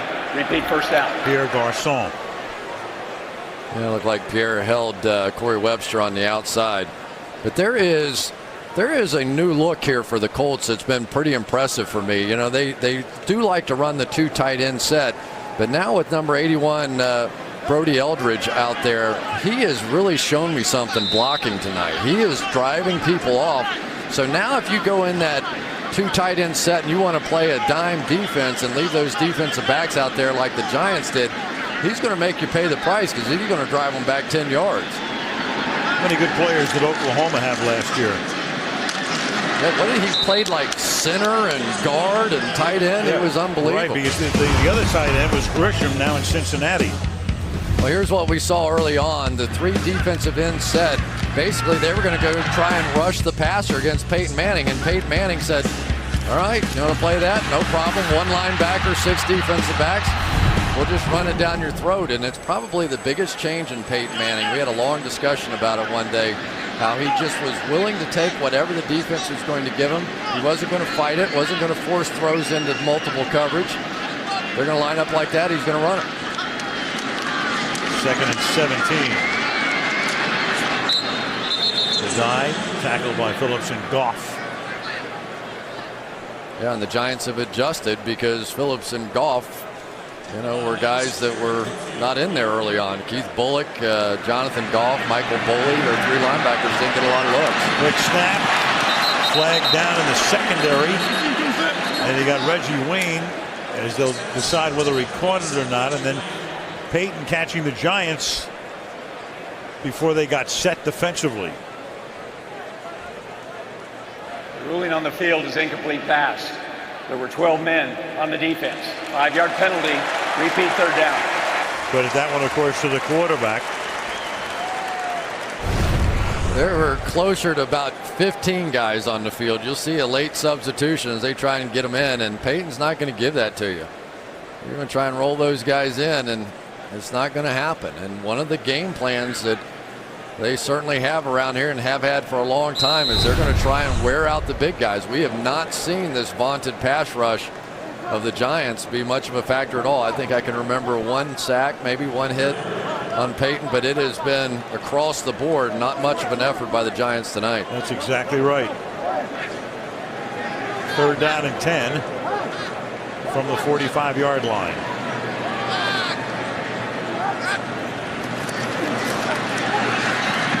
Manning one-hands the snap. And there's another flag, and you got Wayne beating Thomas, making the catch, and the penalty.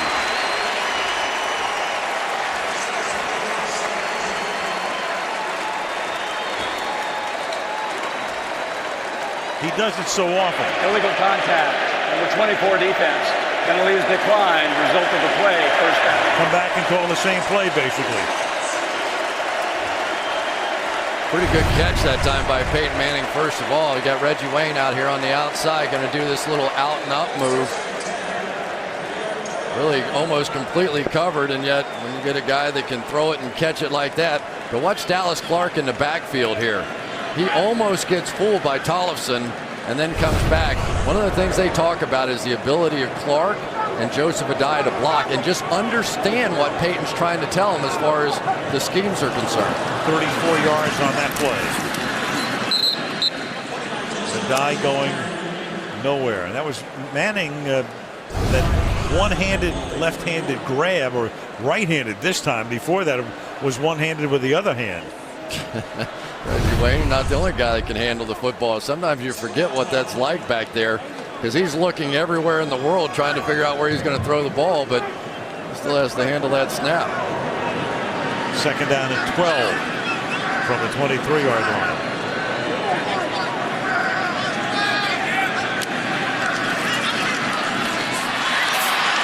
Quick looking to Wayne, gets position on Thomas, and they've only done that a few hundred times. Yeah, as soon as you put the extra guys up, try and play the run, all these guys up, 8 up here. Now single coverage on the outside. He sees that safety right down the middle of the field. Now you come back with the slant.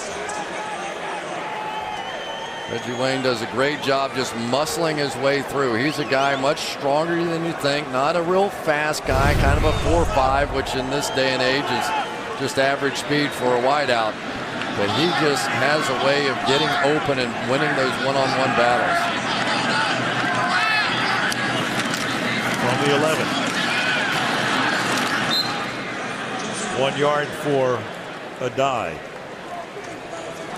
Adai tonight, after a 10-carry, 44-yard performance last week, has doubled that on both counts.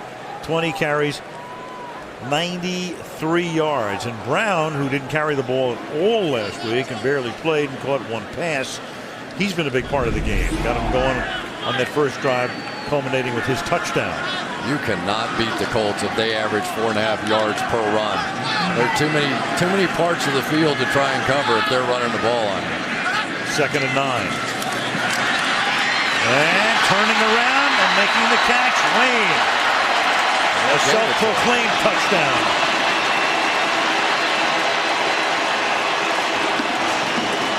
That was close.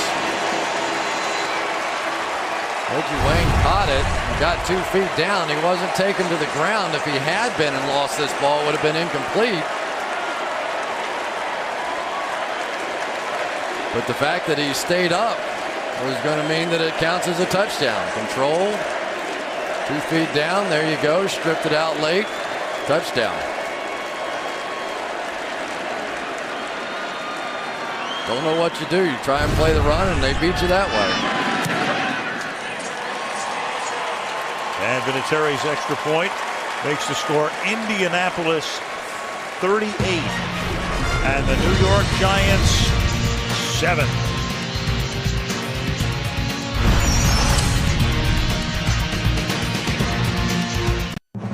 Next week in Miami, the Jets, coming off today's big win over the Patriots, take on the 2-0 Dolphins, who knocked off Minnesota. Miami 2-0 and 2 road wins. Football night starting at 7 Eastern time. The kickoff down in the end zone. 9 minutes and 11 seconds left in Indy. 38-7 Colts.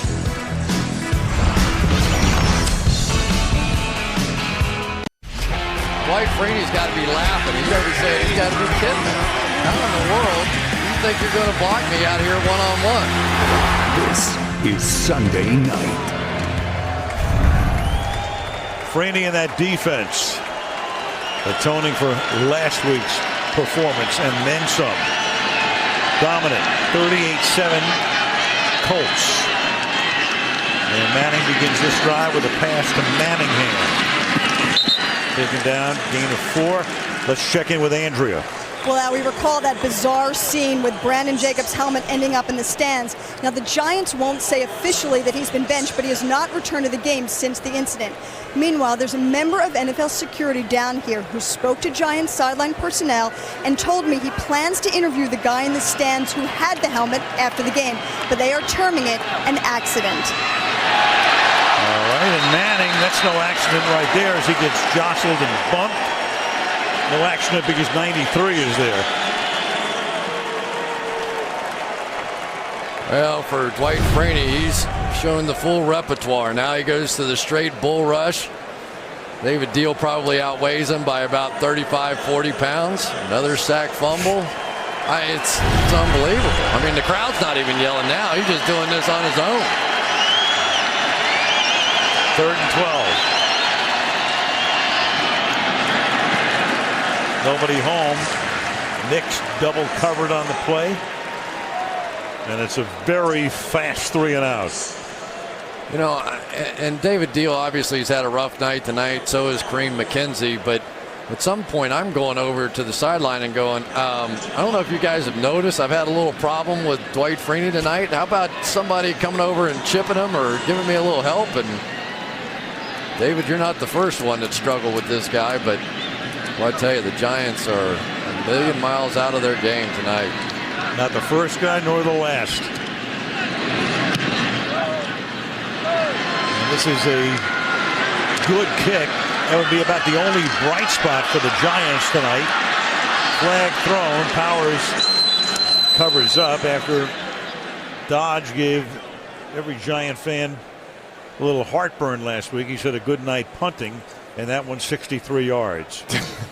Think that'll be in the headlines? Punter has a great night. Giants get crushed. During the return, illegal block in the back. Number 45 of the receiving team. 10-yard penalty. First down. Timeout. Silver linings are hard to find when you're down 7-38. Thursday, comedy back on NBC. Season premiere of Community with guest star Betty White. 30 Rock, Matt Damon guest stars there. And The Office premiere followed by the new comedy Outsourced Thursday on NBC. Brown. Well, Jim Caldwell, he nonplussed last week after the loss. He said, you know, we've been here before. He was on the staff for years with Tony Dungy, and they went into Jacksonville a few years back and got ripped. Looked like, oh my God, we've got all these major problems on the ground. But, you know, I would call him measured, classy, completely together. I mean, he's a very interesting man who, of course, took over for Tony after Tony had had that spectacular success here over a 7-year run. And if you know Tony Dungy, you know a little bit about Jim Caldwell. Same kind of approach to the game, and it's one of the major reasons he's the head coach. And this is Brown, who talks about, you know, the transition and what's taken place, and he sums it up. He said, look, I haven't deviated from the core. I'll tell you, Al, the one thing we have not talked about much tonight is this Colt offensive line. Mike Pollock on that play just took his guy and drove him about 7 or 8 yards back. And these guys, you know, they made a major change. Ryan Lilja was playing left guard. Now it's Jamie Richard. Watch number 78 here. He's just going to get into Cofield, I think it is, and just go backward. He got tripped up a little bit, but clearly he was driving him backwards and making that play. And these guys have gotten it done tonight. There were a lot of questions about this running game. You have Pete Metzelaars, the one-time tight end for the Buffalo Bills, is now coaching the offensive line because Howard Mudd retired. There's Metzelaars, had been on the staff, and I think Howard's back in Seattle riding his motorcycle. But they wanted more power. You know, every coach that comes in and takes over, they have their own little signature, and they wanted to see more power out of these guards. So they changed both. They had kind of 3 for 2 spots. It was Kyle DeVan, Mike Pollock, and Jamie Richard. And Richard and Pollock ended up winning the jobs. but they are deep at that position, but much more physical than they've been in the past. Not so much sideways, a little more just power going right at these guys. They have a new back in here. This is Mike Hart, and you know when Mike Hart gets into the game, it's going to be a one-sided game because he's behind Dye and Brown, 2 #1 draft choices. And Joseph can smile. 92-yard night. First charge, timeout. And the Giants are going to take a timeout here.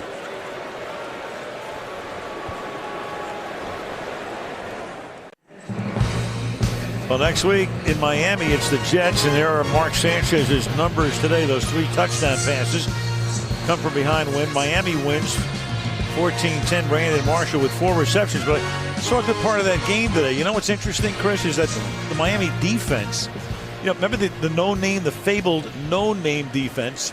This is kind of like the reincarnation of that in a way. We'll get to know their names, but they've played extremely well the last 2 weeks. Yeah, and for Brett Favre, they knew his name and did something about it. He didn't have much of a day out there, and you have to wonder what's going through Brett's mind right now. He was sitting down there. He was comfortable on the ranch in Mississippi, and 3 bandits came and stole him away. At least in broad daylight, anyway. Yeah. 3rd and 8. And carrying the ball here is Mike Hart once again. Peyton, meanwhile, last week losing effort, so he was throwing a lot because they were behind the entire game, so he threw for 433. But there he is. He's almost up to 700 yards, and he has 6 touchdowns and no picks in the first 2 weeks. Well, he has 4 MVPs to his name already, and might be working on a 5th if those numbers continue. I tell you, even the Giants were talking about how, you know, you think he's a smart guy and you think he's a good quarterback and all this. Then you start watching him on tape and you go, oh my goodness, you know, what do you do? He can just beat you in so many different ways. And he beat him with his brain tonight. And an Indy timeout has just milked the clock all the way down. You know, siblings, when you talk about it in sports, there have been some great ones. You had Vince, Joe, and Dom DiMaggio, and Cheryl and Reggie Miller. Of course, Reggie made his mark in this town. Tony and Phil Esposito. Venus and Serena, we all know about. Got to throw in Maurice and Henri Richard, the Montreal Canadiens, because Maurice was like the greatest player of his era. He was the Rocket. Henri was the pocket rocket. You made me a hockey fan, so I'm into it now. Yeah, I know you are. And they had a 3rd brother who played for about 10 minutes in the NHL, Claude. He was the vest pocket rocket. There you go. And when you're talking about the Richard brothers in Indianapolis on Sunday Night Football, it's a big blowout, it's isn't it? 38-7. You know, it was interesting listening to Eli, though. He was saying that Peyton had met the offensive line of the Giants. And he said they were all excited because Peyton was talking to him. And, you know, what do you guys do in this protection? What do you guys do? And Eli went up to him and he says, guys, he doesn't like you. He's just milking you for information. Don't talk to him. But he is always working every single angle he can come up with. Eli dumps it over the middle. It's DJ Ware, 3rd unit back, making the catch. Yeah, and you just wonder how many more shots you want Eli to take in this ball game. You've got Sage Rosenfels, who's over there, and I guess the whole Jim Sorgi factor going from the Colts over there and all the insider information he was that one didn't work out either. Right, so much for that. And this is Nix making the catch. Nix, who was one of the big stars last week with those 3 touchdown catches, has been a non-factor tonight. That's his 1st reception.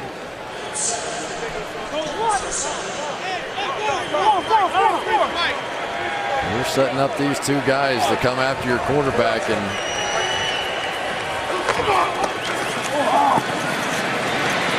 on the ground again, DJ Ware.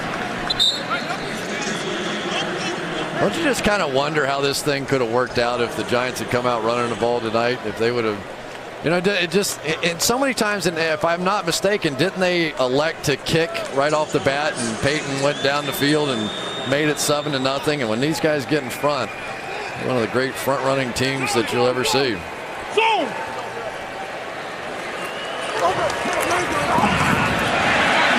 What else is new? This time it's Mathis. Only a sack, no fumble. You always wonder how certain things work out. How about if Peyton wound up in San Diego and Ryan Leaf wound up here? Yeah. How do you think that would have worked out? I hear you. Watch Robert Mathis dip this shoulder. That is tough. That is the way a tailback goes around the corner right there. And boy, oh boy, Eli is no moss time. How about if we hand off for another 2 minutes and 55 seconds, Coach? Well, I think either that or just short stuff over the middle, but instead they're going to go to the outside. And you're going to have Manningham. And they whistle it dead while he's inbound, so the clock will keep rolling. You have to have some strong legs and some good feet to turn like this. He is going to take. That is a strong angle, and that's a big man who just can't get down that low. He is almost at a 45-degree angle coming around the corner right there. 3rd and 2, and that's almost intercepted. Intended for Smith and a near pick by Powers. You know, you watch those guys like spinning tops, and you just think about human centrifugal force when they rotate around. Like a low pressure system. Dr. Doppler, another report. Well, and they're not coming out of the game. They're like, this is feeding frenzy time for us. Done a great job. You know, I mean, Jim Caldwell, he didn't panic. He kept these guys together. He said, we're going to be at home. We'll be fine. We're going to do what we do. We're not going to change anything. And he was right. This Colts defense came out ready to play. On 4th and 2. And they'll turn it over on downs as Ware goes nowhere. And the older brother can take us right to the end of the game in all likelihood. You know, the Colts defense gave up one play tonight. One play, the long play to Manningham, and that was it. That was as close to a perfect game defensively as you will see. One over-the-top throw is all they gave up, and we all know Peyton was perfect on the offensive side with his troops, so Colts can't fire a much better shot than that one. This is a Colt team last year that went 14-0, but they did it with rabbit's feet from time to time. They won almost every close game, came from behind with miracle comebacks. Had the ball 15 minutes in Miami and won that game at the end. Had the Patriots go for it on a 4th down, and that turned that game around. But tonight, a thorough demolition. This is Devin Moore, who's their run back guy and a local kid.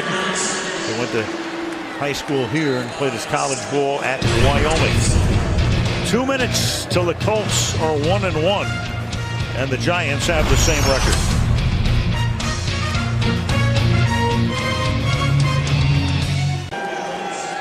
Well, Mom and Dad are already down there outside, I think, the Giants tunnel, which means, well, they're going to console before they congratulate. Sandy Montag there as well.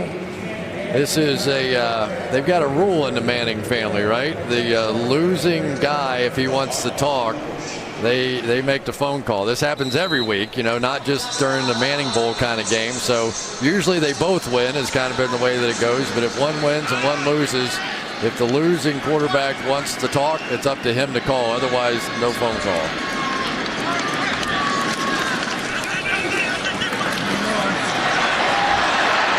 Well, again, the local guy, Brown, and then he gives the ball up. Chance to shine, chance to do something. Instead of running out the clock, the next thing you know, you got a change of possession.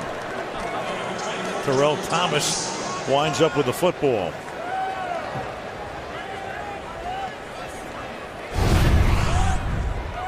Creates the fumble. For Devin Moore, he's had no luck whatsoever. Had the kickoff return for a touchdown last week, called back by a penalty, and finally gets in the game here at the end and coughs that one up.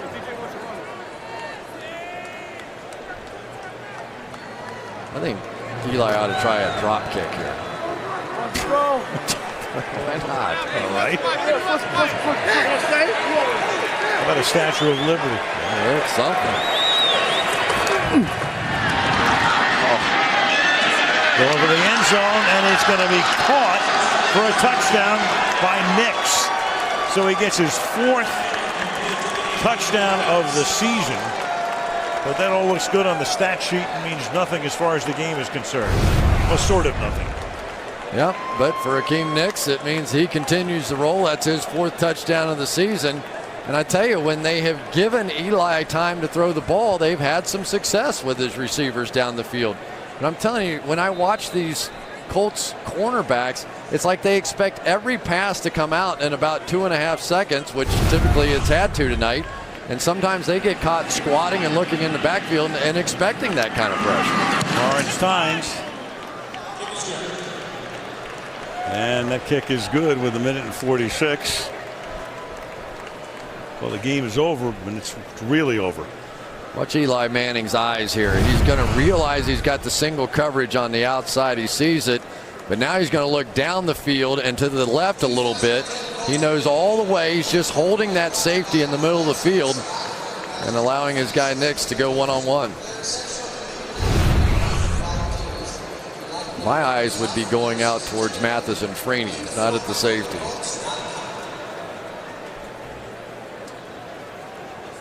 Well, Brandon Jacobs, not that he'll be asked about that after the game. Be a lot of people answering questions after this one. You know, and who knows? And only he knows what really happened, but it did happen right after a play where he sort of danced around. We talked about it. He came off. I didn't see it. My guess is Coughlin may have said something to him about that because they're always trying to get him to pound it in there a little bit more. Maybe he got frustrated, tried to throw it at the bench, and it took off. I just don't know. He does, so we'll find out more. Well, those guys are thinking, what is this going to be worth on eBay in about 2 hours?